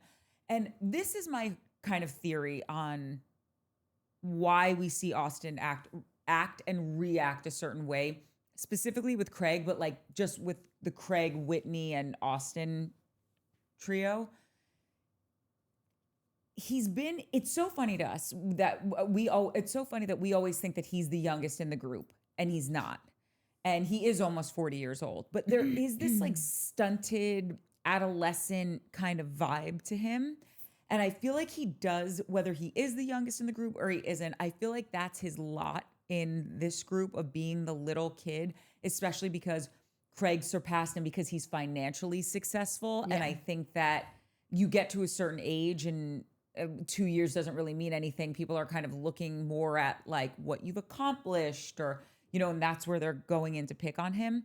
And I think that because Austen hasn't had these successes like Craig has, and quite frankly, no shade to Shep, but the only reason Shep has had his successes is because he got a wild head start. And I get that you went to business school, but like your parents paid for you to go to business school. You had money to start a business because they funded you. Like, it's just it's not a fair comparison. And same with Whitney, but he's still being compared to them. And it's like he's still running a race against professional runners. And he's just like a little kid that like runs around the block. Like he can't keep up with them. Yeah. And I think they are tough on him. They are looking at listen, what Craig said was so gnarly and you should never say that to someone, but there was a bit of truth to it. It was all true. It just was not something you say to your best friend on his birthday. You say that to your worst enemy, period. Yeah. You don't say that to even someone that you're just like, whatever, take him or leave him, I'm leaving him. Like, you still wouldn't say that to that person, I think.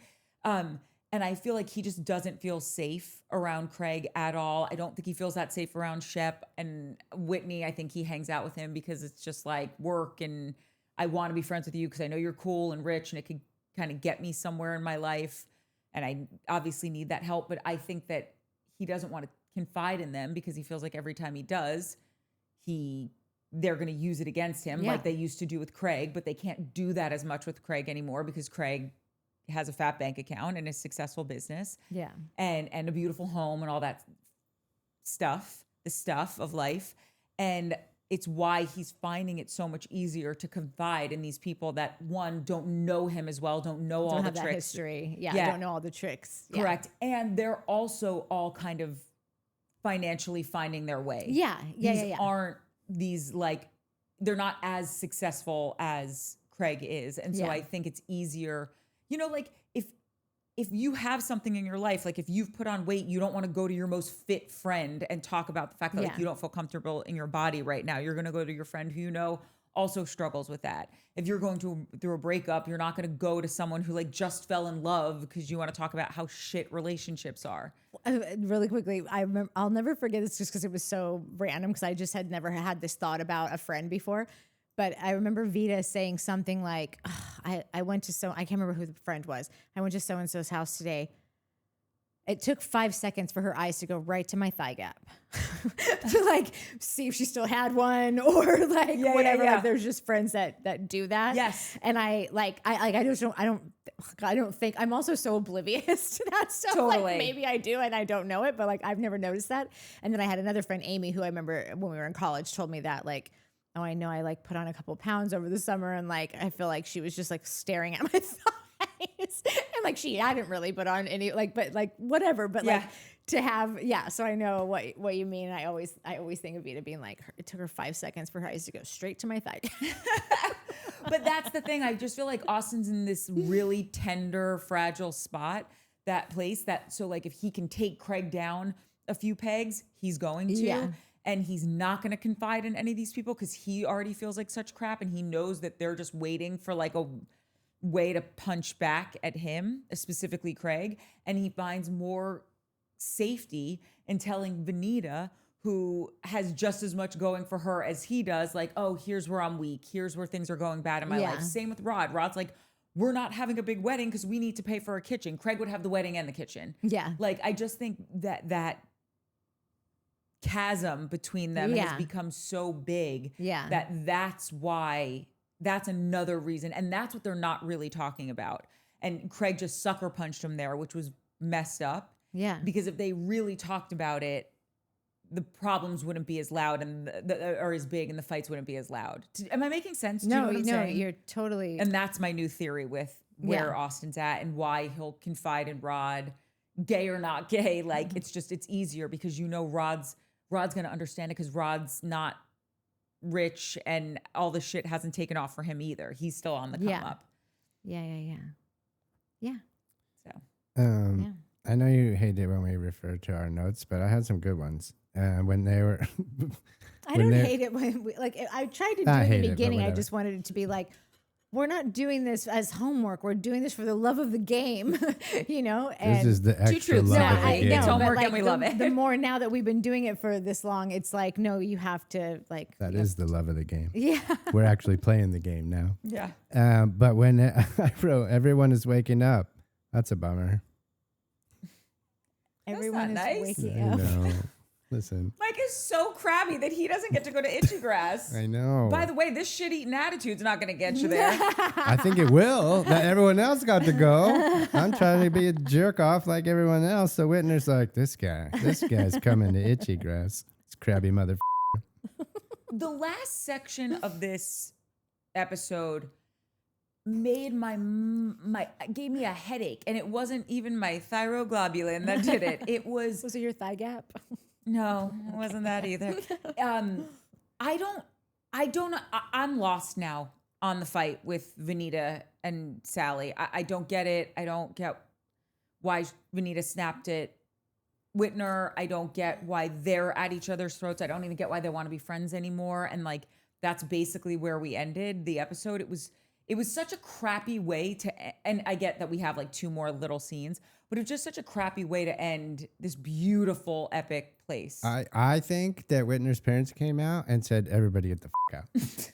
Like that, how do you, there's not 3 days later. What the 3 days later? That's no 3 days later. We're either chasing Venita or did Craig and the girl drown? They never come back. Yep. Like, we're just wrapped. Would you hit overtime? Did you guys run out of media cards?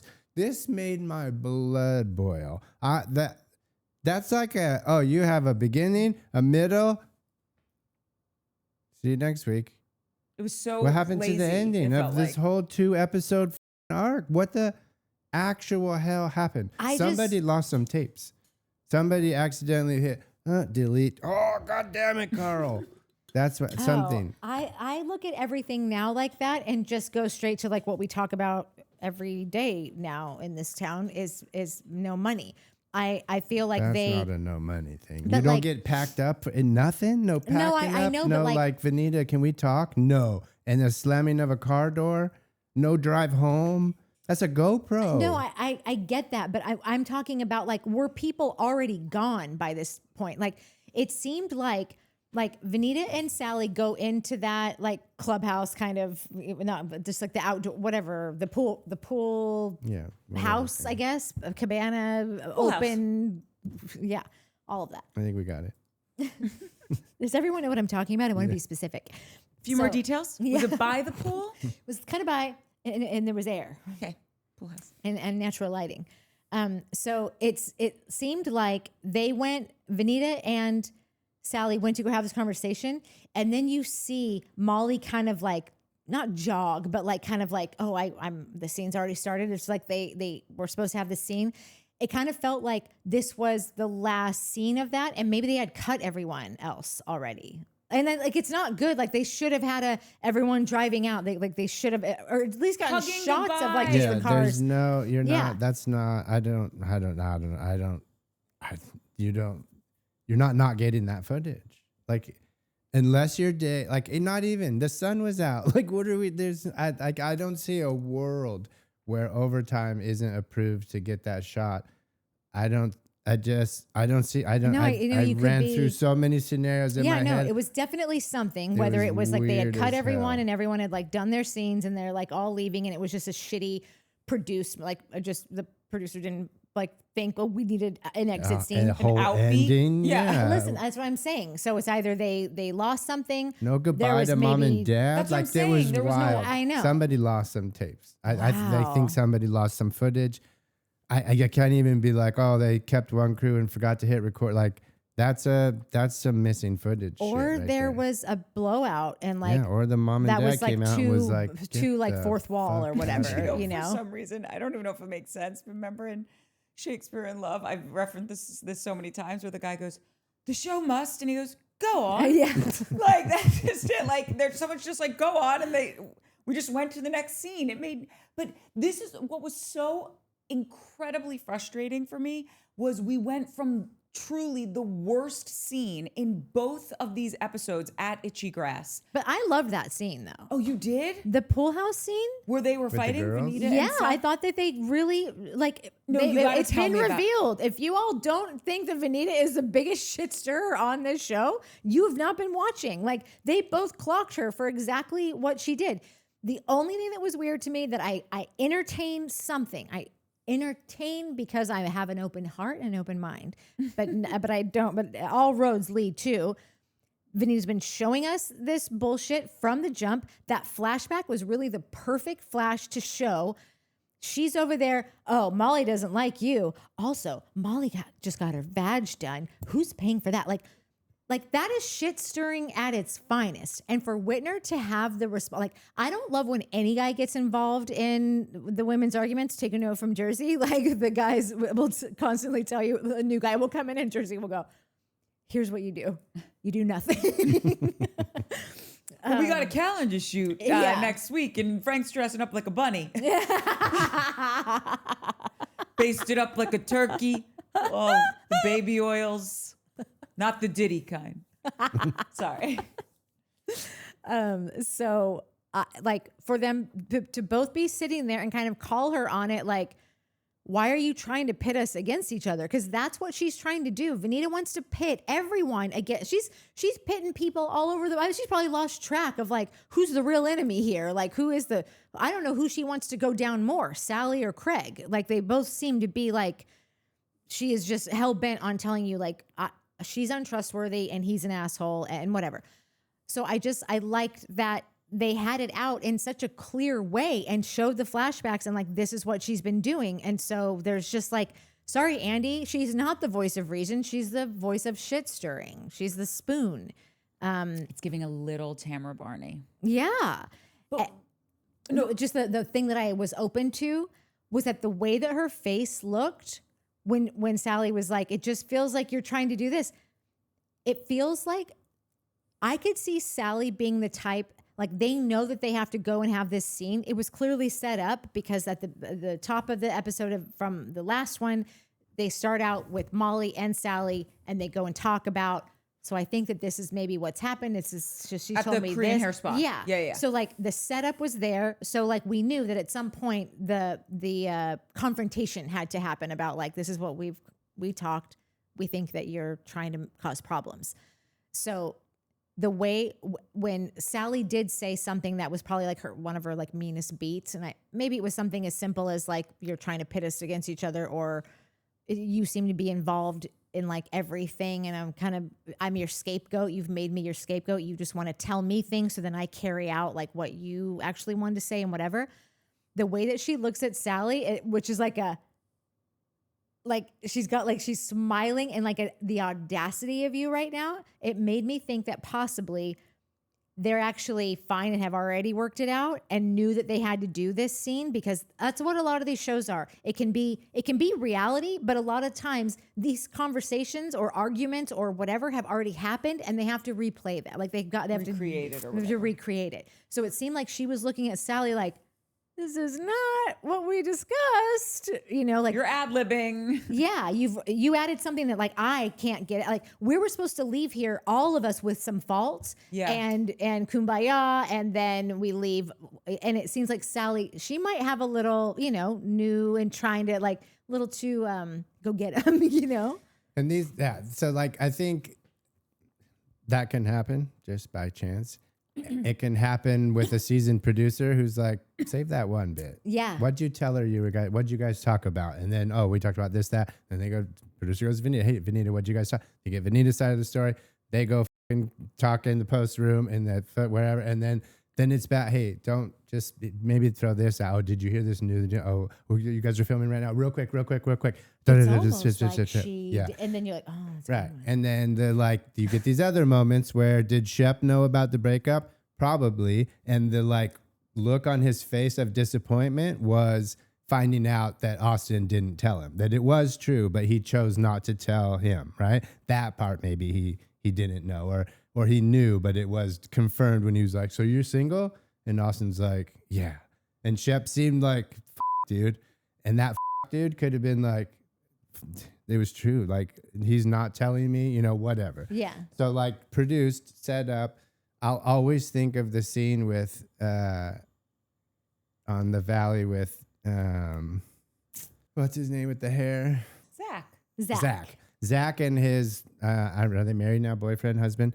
The boyfriend comes and they have Benji, and they have that dinner, and they're like, so tell me about your ex-husband. And he's like, well, what happened was I live here, and it's like, we know where you live. We picked you up at the airport. Yeah. And you guys have clearly had this discussion. We're engaged. I'm getting you a green card. I know about your ex-husband. Yeah. And so that I will always think of that dinner and just be like, okay, well, yeah, we had to hear the story, but this is the cheesiest way to do it. It made no sense.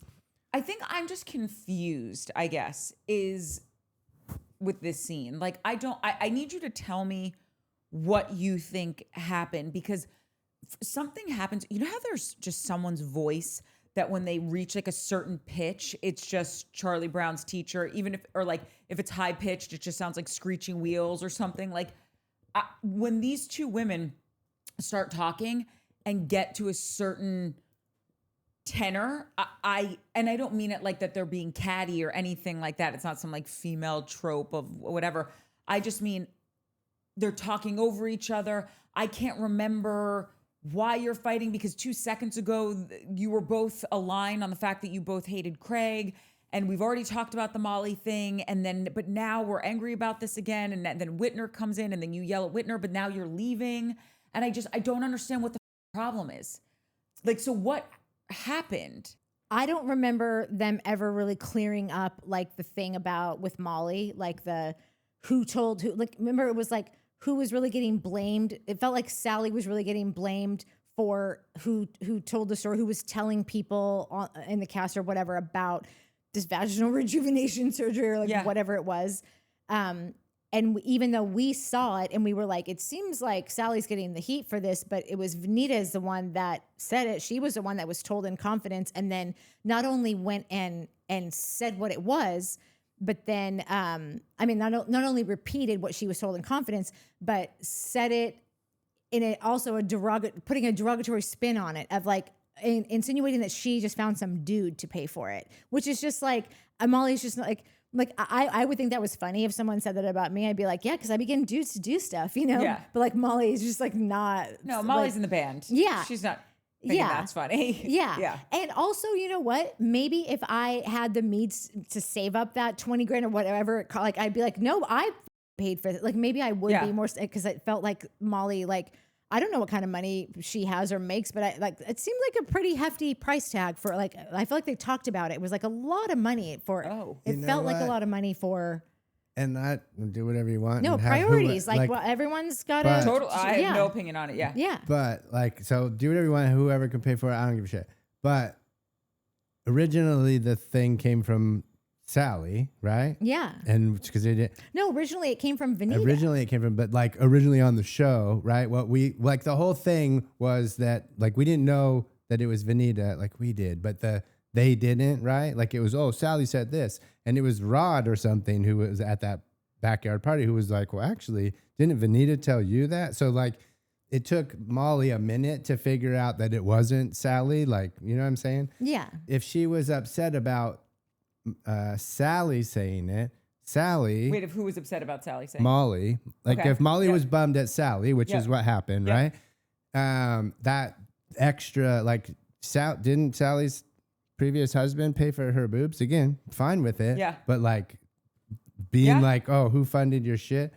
Not my husband, bitch. Like I paid for this. You know what I mean? It just popped into my head of like, I wonder if there was a little extra heat there. Oh, I'm sure. Because I'm sure there was. if she did pay for it, and the girl who's like ex-husband paid for her boobs also, that she even took if she out. didn't, because Salley and him were never married, they were just engaged, and it's like you had someone that you were dating pay for plastic That's what I surgery mean. for you, Yeah, so yeah.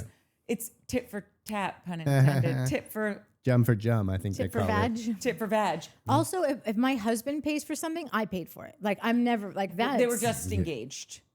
Oh, they were were never just married. engaged. Yeah. Oh, well, I But- guess I. okay, I was wait, so- okay, so there's that. Yep. And then there seemed to be there was more that they talked about. How Vanita told Salley she doesn't like you. She's not your biggest fan. So it's like That's she where I was getting caused confused. She's saying that Molly doesn't like. Vanita told Salley that Molly Molly doesn't with you. doesn't. Yeah. Vanita, why are you doing all that? I don't know. But what's funny about Vanita is that I think that Vanita has terrible instincts. I've said it for a long time. I feel like she's maybe like just the very stereotypical only child. Like I'm not at all saying that is it's just a generalization. Like Listen, there's stereotypes for everything. That's what you're trying to. Yeah. She does seem to have a pattern of just kind of talking shit that's like always catches up with her. She's not very good at it. You know, it always kind of catches up to her and people call her out on it in reunions. She apparently had a childhood friend who just one day decided to stop being friends with her for no reason at all. I can't imagine what happened.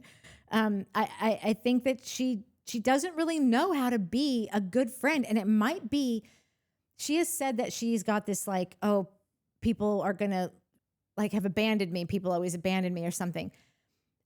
And I don't think it's the basic bitch explanation of like, so then I just make a problem before they do it, you know, so that I'm like, I think that Vanita likes to have her solo friends. I don't think Vanita does well in like a group of friends. She likes to have like a best friend and then a one person that like really like, oh, we are loyal above all to each other. So when other people start creeping in, she can't handle like the group. Like she sees it as maybe abandonment, that they are, oh, she's going to think Charlie's cooler than me, or, you know, whatever. I'm losing person her to this new girl or whatever. So then I think that by nature, even if she doesn't even realize that she's being an asshole, she'll say something that maybe is half true to kind of put a wedge in between them.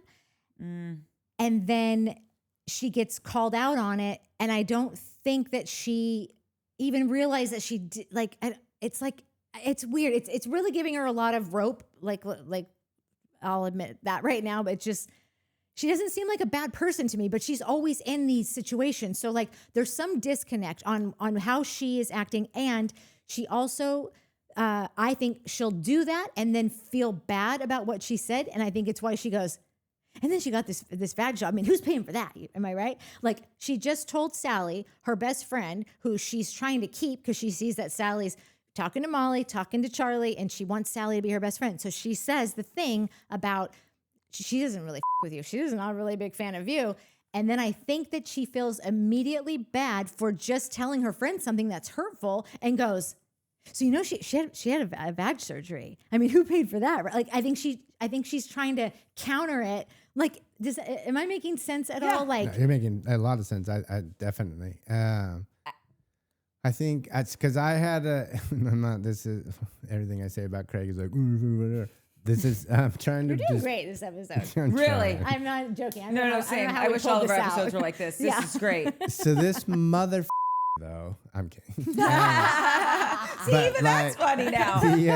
So you just needed Mike, not Mark. I think that I don't know what episode it was, but Johnny was like Mark. That's all he put. Dot. Yeah. That was so great. I think it was. I missed him. I brought him back.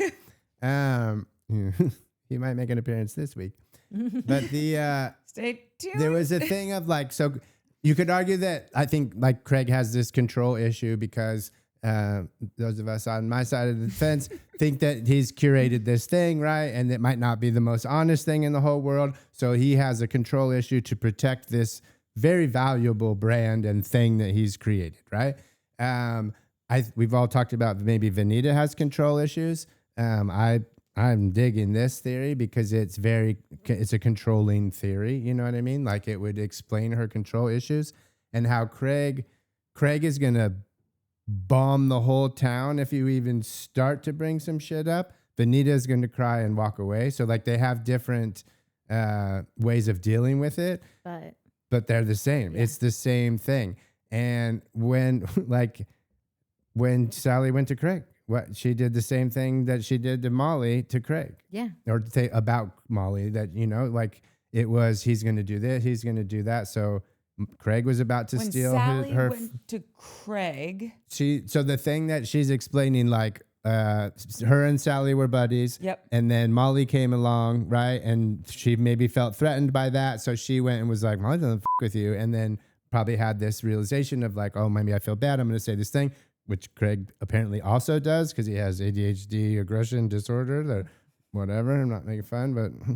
but he also is, like Shep says, these guys will get in a fight and they'll wake up the next day and they're totally fine. So I think Craig definitely has that, like, I'm going to tear you apart limb from limb, but I'll be fine in a couple minutes, right?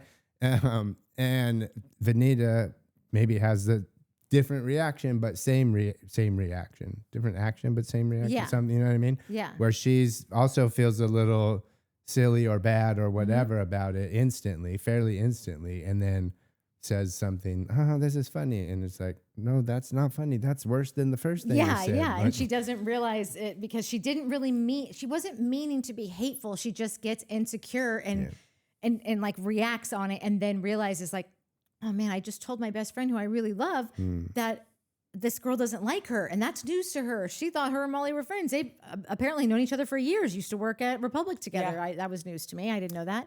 Wasn't Salley on like the second season of Southern Salley Hospitality? was, but I never knew. I don't remember seeing Molly. I'm having two things pop into my head as you guys are saying this, because all season Vanita's kind of been like, I've been tracking her, but trying to put my finger on what's going on there. Like because this is what we do, I feel right? like for two seasons we've been doing that. Trying to be like. Fair. Good point. But to like really say like, oh, not that, she's doing this and that's crappy. Like, why are you talking about Molly's vagina to Salley, whatever. But why is she doing it, right? That's our jam. That's what we like to figure out. First of all, she always runs. When things get too much for her, she literally gets up from the table, gets up from the pool house, and she bolts. Yeah. And I don't know if that's the whole kind of, listen, when you do have, and listen, my mom's an only child. I love only children. But I hope to have an only child one day. But I do think one of the good things about having siblings, and trust me, there are a lot of not good things about having siblings as well, but like you learn how to play in the sandbox with others. because the sandbox is your life. It's your house. There is no, you're not going to be 6 and running away somewhere and being able to live there. You have to come home and face your brother, your sister, whatever. And she can never do it when things really get to a fever pitch for her. She bolts. And I find that to be such a crappy quality for her, because you're never going to get anywhere with people. You're never going to heal this. You're never going to have resolution if you can't stay in the room and truly resolve something. Yeah.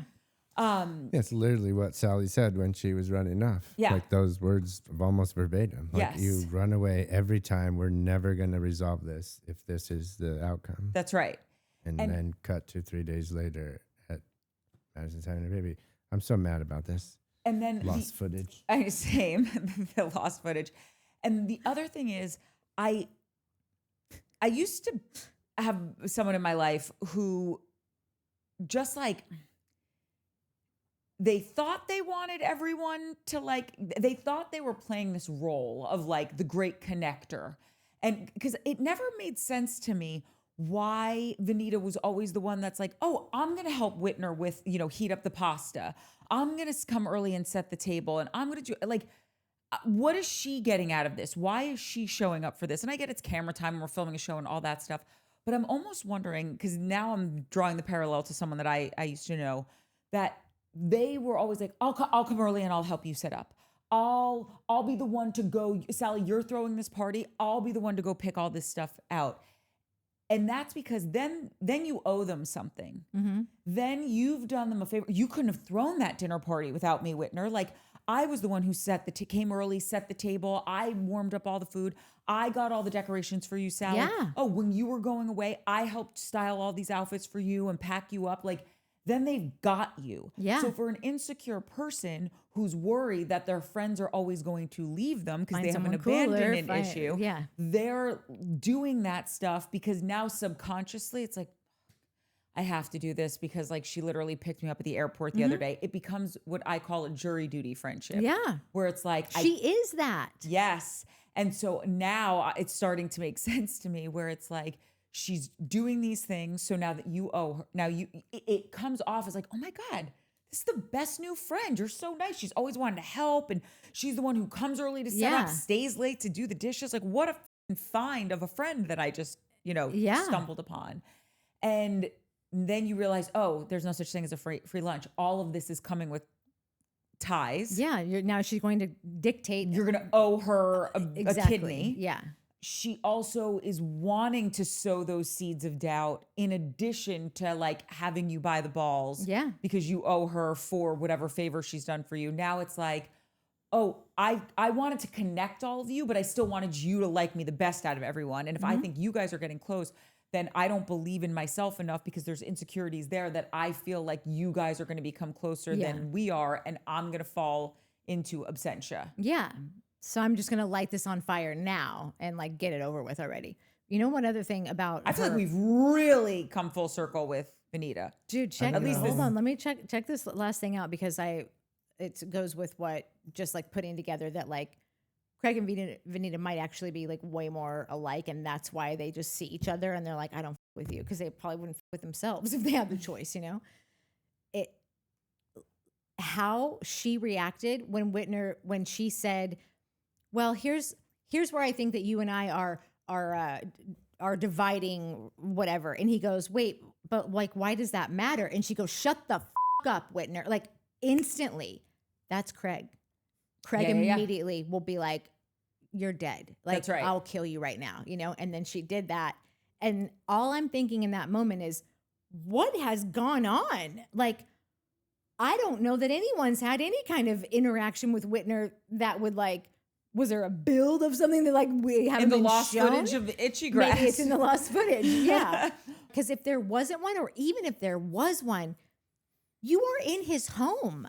You just told this guy to shut the f up in his home after he has hosted you and showing you the loveliest weekend that like we would all kill to have like that experience. Like we can go to Palm Springs and I am happy to, believe me. Itchy Farm ain't Palm Springs. Yeah.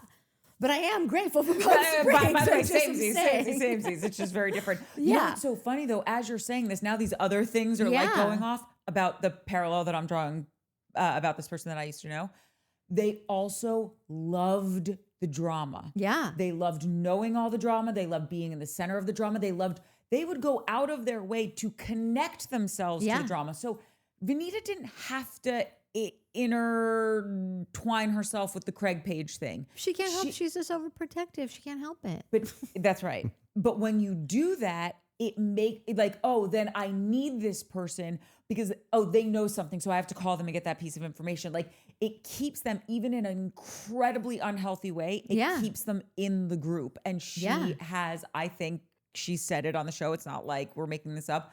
This like fear of abandonment, this fear that one day oh my God, sorry. Now it's like fireworks are going off. This person also that I used to know, she had a group of friends that one day, like they all just were not friends with her anymore. And they didn't sit her down and say like, this is why and whatever. And that is really hard.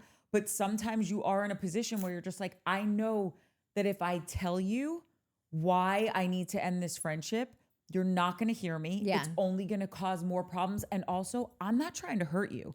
So if that works for you, keep doing that. It just doesn't work for me. And there's just no nice way to say that to someone. It's like, you know how like I still actually want this. I feel like on dating apps, there's so many guys that I see time and time again that I'd be like, I feel like we might at the very least just have like a great first date. I'm wondering why we're not connecting. Like we're age appropriate for each other, which LOL, I'm in LA. So maybe that's the first problem. Like he's 50, I'm in my early 40s. Like he's looking for an early 20-year-old. Yeah. Someone in their early 20s. But like I was saying to one of my girlfriends, I'm like, I wish there was a place on the app where you could be like, no, but here's why. Yeah. Like too old, don't like brunettes, not into white chicks, like whatever it is. Because then for me, like, I don't care. I love myself. I think if you don't want to go out with me, like it's your loss, buddy boy. Yeah. But a lot of people that would just crush them. But I would want to know. But I think like in this instance, Vanita is someone that like, if you said it to her, look at how Whitner just came in not aggressively and said something and she snapped. Like, could you imagine if you actually said, I have to end this friendship because it's not working for X, Y, and Z. And she might really like go off on you or just like be so upset. And why would you want to do, I'm not trying to hurt you. I just know this doesn't work for me. So I'm not trying to make you cry. Yeah. We have a friend that is basically Vanita and Salley combined. Do I know this person? Very well. Is her name Courtney? God, no. That's how I've come to tell you. You are Vanita meets Salley. Anyway, that's our show. No wonder this was a fun show. You're kicking me out. I knew I was going to say, Okay. That was my, Yeah. Yes. By the way, yeah. She's both of them. wait a Completely minute. boy crazy and also putting little fires everywhere to pit people against each other. Wait, and do you know with both the person that you're talking about, because do you know who I'm talking about? No, oh, Yeah. Okay.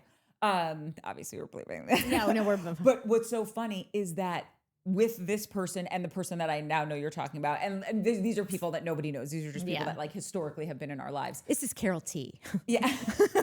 Just kidding, Carol T. Never. You're just on the tip of my tongue because I just saw you in the comments and I was so excited. Who wasn't? They present so well at first. I think this is why I kept going back to the well with Vanita, where I'm like, but I like you. I want to like you. Like when she first came on the show, she's so friggin' cute. I love everything she's wearing. She seemed like that girl that's like, yes, let's pick out the cool stuff for the party. She seemed like a ball of fun. Yeah. And the way she would host and the way she would set everything up. And she's got that cute little dog. And she seemed like a friend that you would want to have. Yeah. And these people, this archetype, like the person that I know, the person that you're talking about, when you first meet them, you're thinking, oh my God, the person stayed over. Not only did they, put the whole couch back together, fluff all the pillows, they also wiped everything down, made me a cup of coffee, left a note, and left before I was even up. Like, what an angel. And then you realize they're keeping a tab for every cup of coffee they've made you, for every pillow they've fluffed for you. And it's one day they're gonna serve you up with the bill, and it's gonna be brutal. Let me give you a nuanced twist on both of those things. I don't know if I'm all in on the I'm going to do all this shit for you because I expect something back. That person will remind you of all the things that you've done for them. Oh, there's different shades of that person. Yeah, sure there is, but most of those people are going to constantly remind you, and if you up or do anything, there's definitely going to be a dig, a subtle, oh, I guess I mean nothing. I get like there's those kinds of things. Yeah, she would think she was doing all this stuff for me, and she would be like, "Oh my God, you really need to come home. Like, take a week off from work and come home with me." Right. And it's which is the dig. Like that's a reminder of all the things that she's done for you. Vanita doesn't do those reminders. So I wonder, there are also people that will do things that they think that you will love just so that you will like them, right? Mm-hmm. And I'm not saying this is Vanita. I'm just, as you were talking, I was like, having that realization of like, those type of people definitely are going to remind you in some way or another of what they do. I don't recall her ever being that way. So just to maybe Vanita's a sweetheart and we all missed it. What if she's the person that does these things for these people because she just wants you to like her, because she's been abandoned, because has a mom that was maybe a little stern with her and didn't show her the kind of love that she needed. So she's always going out of her way to be like, I'm going to do this. I'll be there. I'm going to come early. You like me, right? You like me. Sally, you like me, right? Oh, you like this other girl? Oh, well, this other girl. Do you like me now? Haha, what about this fun? Like, it's a lot of that. And then we all agree that these people aren't the best people in the whole world. So what if Vanita is that person? She did all these wonderful things for this group of people, just expecting them to like her, and none of them gave a shit about it. Do you remember and now she's kind of freaking out. But remember last season, that whole hullabaloo with JT when she was like, and remember when we went shopping and I paid $8,000 for you, and everything that she did for him, she threw back in his face. Like, and I went shopping for your apartment and I got all the suits for you. And when you couldn't walk, I did. Well, she didn't shop for his apartment. His mom did that because she's an interior designer. But I do remember No, but like then she would come over and help him make certain decisions. I felt like, and also I the suit thing. The suit thing is one example of like her saying, "I did buy this suit for you." Only for us to find out he paid her back. Literally the same day on Venmo. And he's like, I have the receipt. It's the same day. Like, I just forgot my wallet in the car. And she told me, not only did she told me, don't go back to the car. Because of the cane. Yeah. And then. Oh my God, I forgot about his stupid cane. Yeah. But she literally, he's about to go get his wallet. She stops him only to throw that back in his face and not think that any of us were going to find out that like he paid you back on the same day, and you're the one that told him, I don't want to sit here and wait while you go to the car. But this is what's crazy. It wasn't just throwing it back in his face. She lied about it. Yeah, she lied about it. Yeah. It wasn't just like, oh, I did this thing for you and you weren't appreciative. She was like, and I paid for $8,000 of your clothes. And he's like, no, I didn't have my wallet. You said don't go back. You put it on your card and I Venmo'd you an hour later. That's not the same thing. Yeah. Like that's even worse. Totally worse.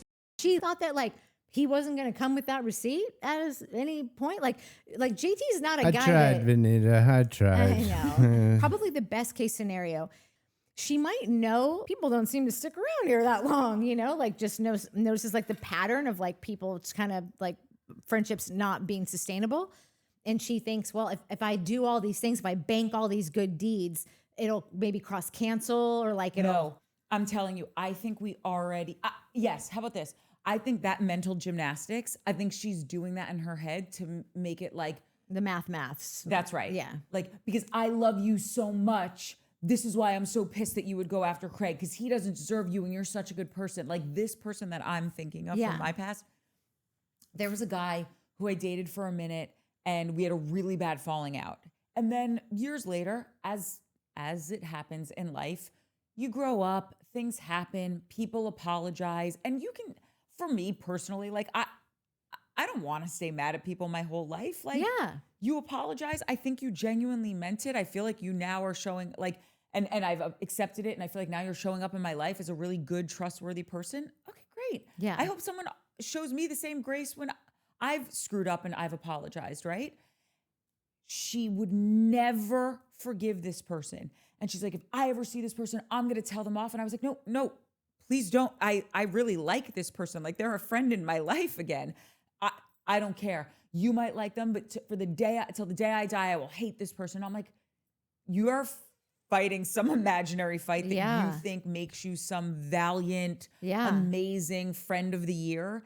And I'm not asking you to do that. In fact, that would actually cause a problem between you and I if you did involve that. yourself in something that it's There's like, no problem here. Don't make a problem. Where there genuinely isn't one. Like there's actually been great healing here. Yeah. And I think Venita does that where she's just like, I'm all of a sudden going to tell you, Salley, who nobody's telling anything to Salley about liking or not liking a guy. Oh God, when it comes to a dude, get over it. Salley could be in love with the Pope and she's going to be like, I'll wear him down. Yeah. Those vows aren't that serious. Yeah. You know what I mean? No one's going to, God herself could come down and be like, Salley, not the best move. She'd be like, well, you don't know. You don't know. Yeah. Right. And so I just think like Venita is taking up this crazy fight, this battle against Craig. That's like, none of this had anything to do with you. In the way that it started had nothing to do with you. And so she's going to get her ass handed to her going after a guy that is never going to really like her. Then, okay, like you can say he's not my favorite dude, but let her have at it. Yeah. And the way that she also like, that had nothing to do with her. And it's almost like she'd maybe been like, and now I'm just wondering like where she was in her life at that time. Like how often was she like going and like visiting Sierra and hanging out with Paige? Did she just decide like, I want to be friends with these people? And then like decided I'm going to declare to the world, I have Paige's back. And then like, that was her first, like, you're welcome, Paige. You'll get me back later. You know? Like it just, because there's no other reason, because they didn't have beef at that time. Venita and Craig were fine. But aren't her and Sierra buddies? So I could That's see. what I'm saying. But her thinking like, I'm going to make a big move because I have a platform, because my friends have a platform too. But like, I'm going to show, like she was doing a good deed to get something, to get some like, some adoration or maybe a commitment from them. Yeah, like, oh, you did me a real solid. Yeah, I think that was Venita just grasping for, as we say, a business opportunity. And like she weighed the pros and cons of siding with Craig versus siding with Sierra and Paige, and she thought, and maybe if you want to get off the show, maybe she wants to get over to Summer House or the city. I think that like specific thing, aside from all the things that we've talked about just now, I think that specific decision, that was a decision that she might have pulled a PR team into that. Like that was a calculated, not bad or good or whatever. That was a decision to move to choose Paige over. Yeah. It reminds me of like, you know, if you've ever broken up with someone and you and that person don't speak anymore, but like, let's just say there was like a friend in their life that threw amazing parties. They were so fun. They were always doing cool stuff. And, you know, their birthday comes around and maybe you're just wishing them a happy birthday. Yeah. Or like you're out and so even though you and the person that brought you to those parties don't talk anymore, like you're still trying to find any way to reach out to that person because you know you want to stay close to the goose, stay connected to the goose that laid the golden egg. Yeah. And I think that that's what she was doing with that Paige comment. Yeah. And by the way, I don't necessarily think she was wrong in like wanting to foster like a relationship if it was real. I just think like the public way in which she did it, like I get that it was a calculated business move probably. It's a bad look. No. But think about she this. didn't play it right. Yeah. Think about this. Let's just jump back in the rewind machine. Let's say she chose Craig, right? And going into, because like you said, they didn't seem to have any beef. Their beef started when she didn't choose Craig, which, as we know, they're the same people. Craig's going to freak out on you. Imagine if she chose Craig and championed him and Salley, or him and Charlie, or like championed Craig's next big relationship, and that was the storyline, was Venita and Craig, thick as thieves, running through town looking would have been amazing. Dude, she would have killed. By the way, this is what's so crazy, and I had this note where I said, at this point, Salley and Venita deserve each other, like watching how Sally's been moving with Austen, and then also been moving with Craig, and then watching Vanita's moves this season, it's like these two ladies have both, when you both should have gone left, you went right. They both played these situations so poorly. And if they played them on the opposite side of that coin, Yep. things would have looked very different and we would have actually been enjoying them this season. It was one wrong move and it all. And they both did it, Yeah. which is why I think they both actually maybe should just be best friends. They both are a little like, and maybe that's it. Maybe they're too similar. Also, with Craig being the number one guy on a very like white bread misogynist show, to have like his ride or die bitch like with him, that was always just kind of like she was coming over and being like, okay, well, what are you doing with this? Okay, you know you've got the schedule all mixed up, That's right. Like, Jack, come on, Jack, come over here. And like, They both would have shined like nobody's business in that situation. It would have been like he finally brought this girl in who could never crack through. Yep. And now they are like owning watching them have his fun, show. decorate. Yeah. Maybe she does a collab with him for a Dude, pillow because line. they're really more aligned than anyone else Totally. on this show. And if she has control issues, Craig is controllable.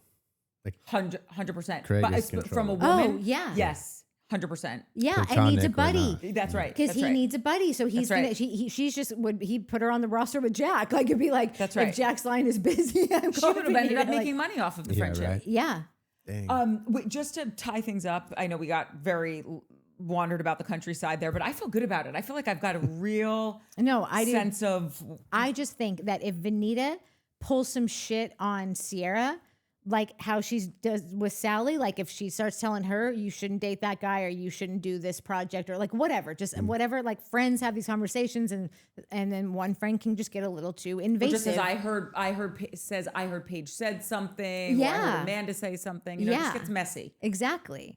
And so she will, like, that friendship will last it will be another 3-month affair, you know, of like I don't know. The last two things in this episode are the funeral for Chauncey, which I have to say, I really loved the speech that Austen gave. I thought it was super sweet.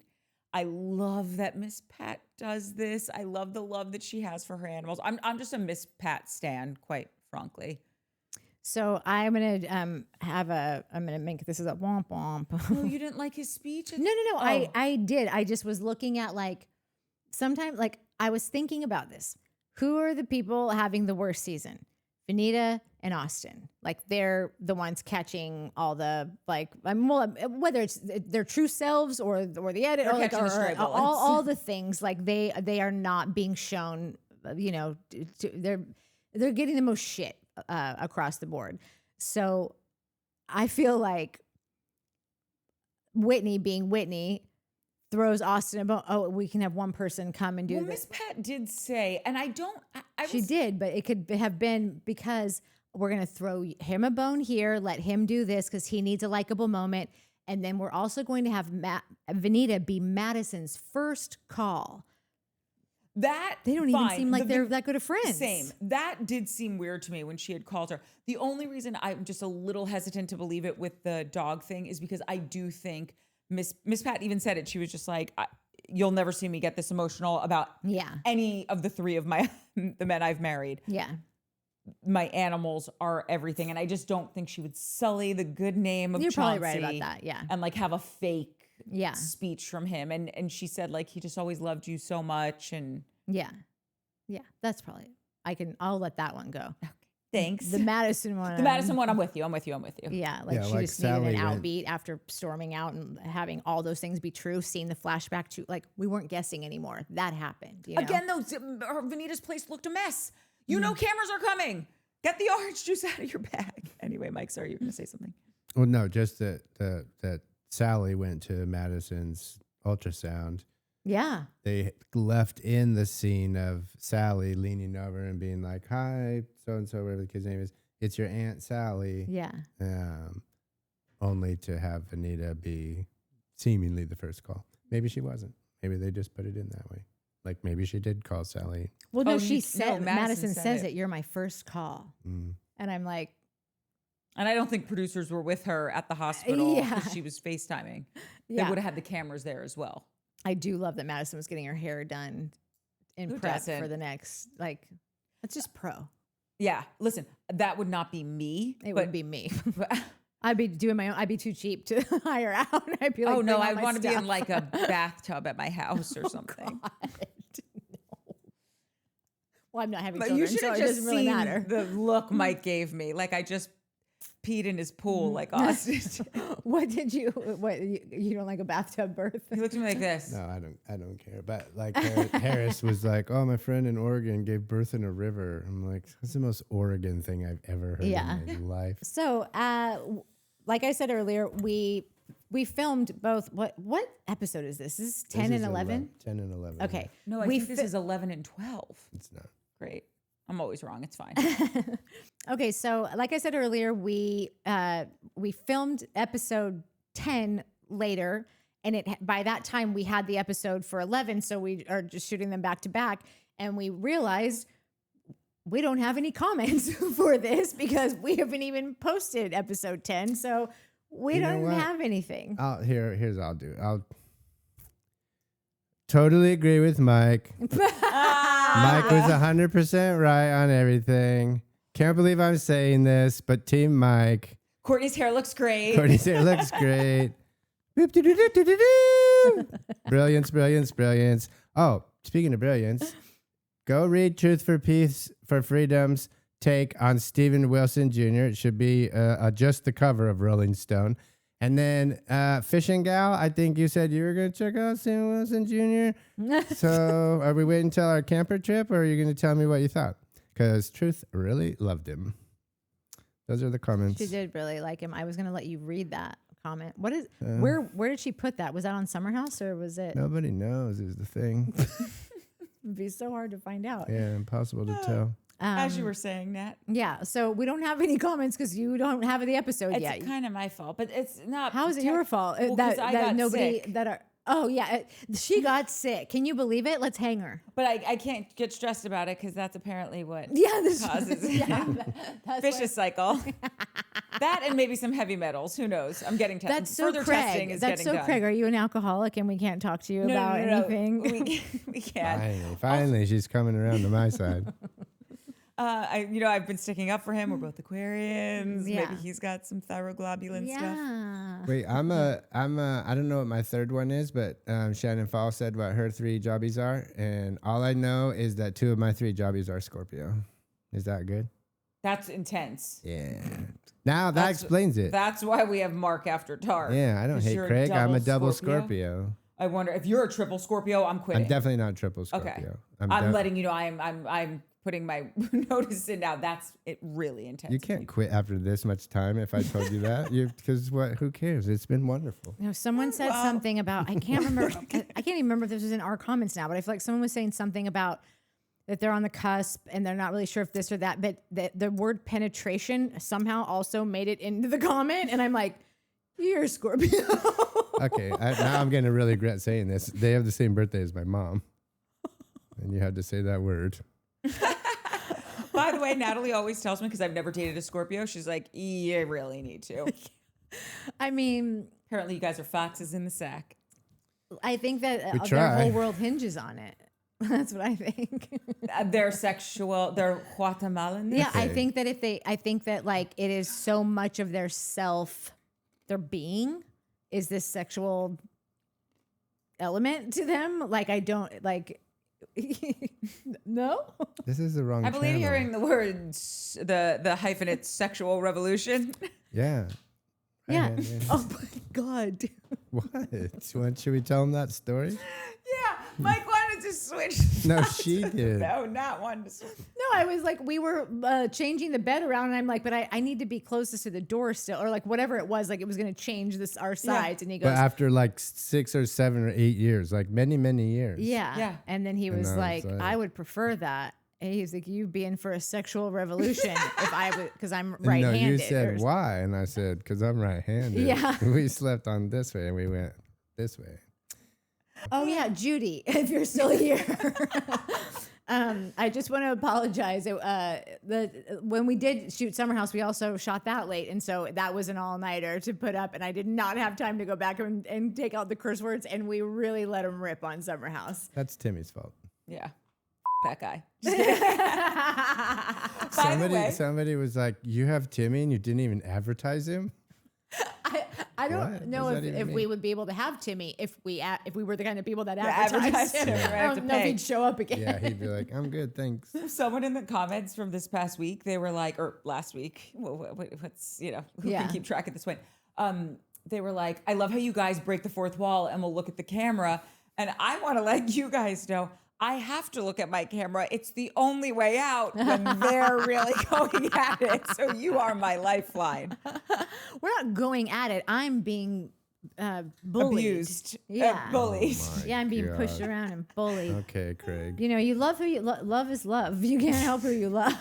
you can. It's going to be Austen's motto next season. I'm Yeah. totally kidding.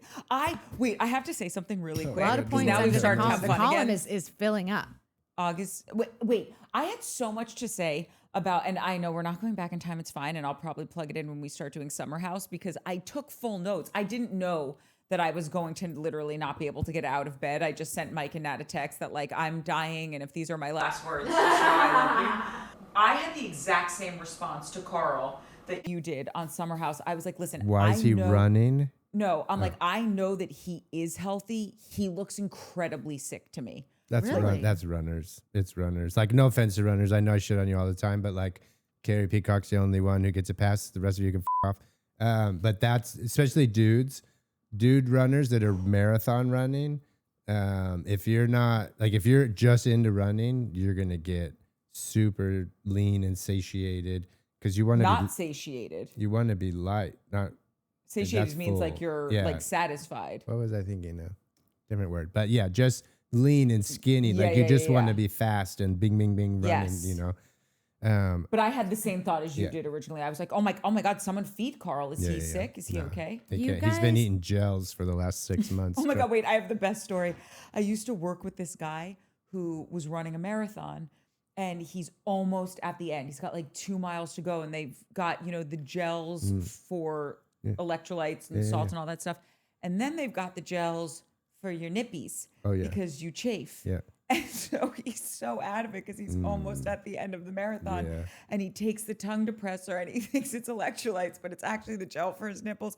And he puts it in his mouth, but that's Vaseline. Yeah. So now he's trying to get it out of his mouth. But I don't know if you know anything about Vaseline, but it doesn't let water penetrate.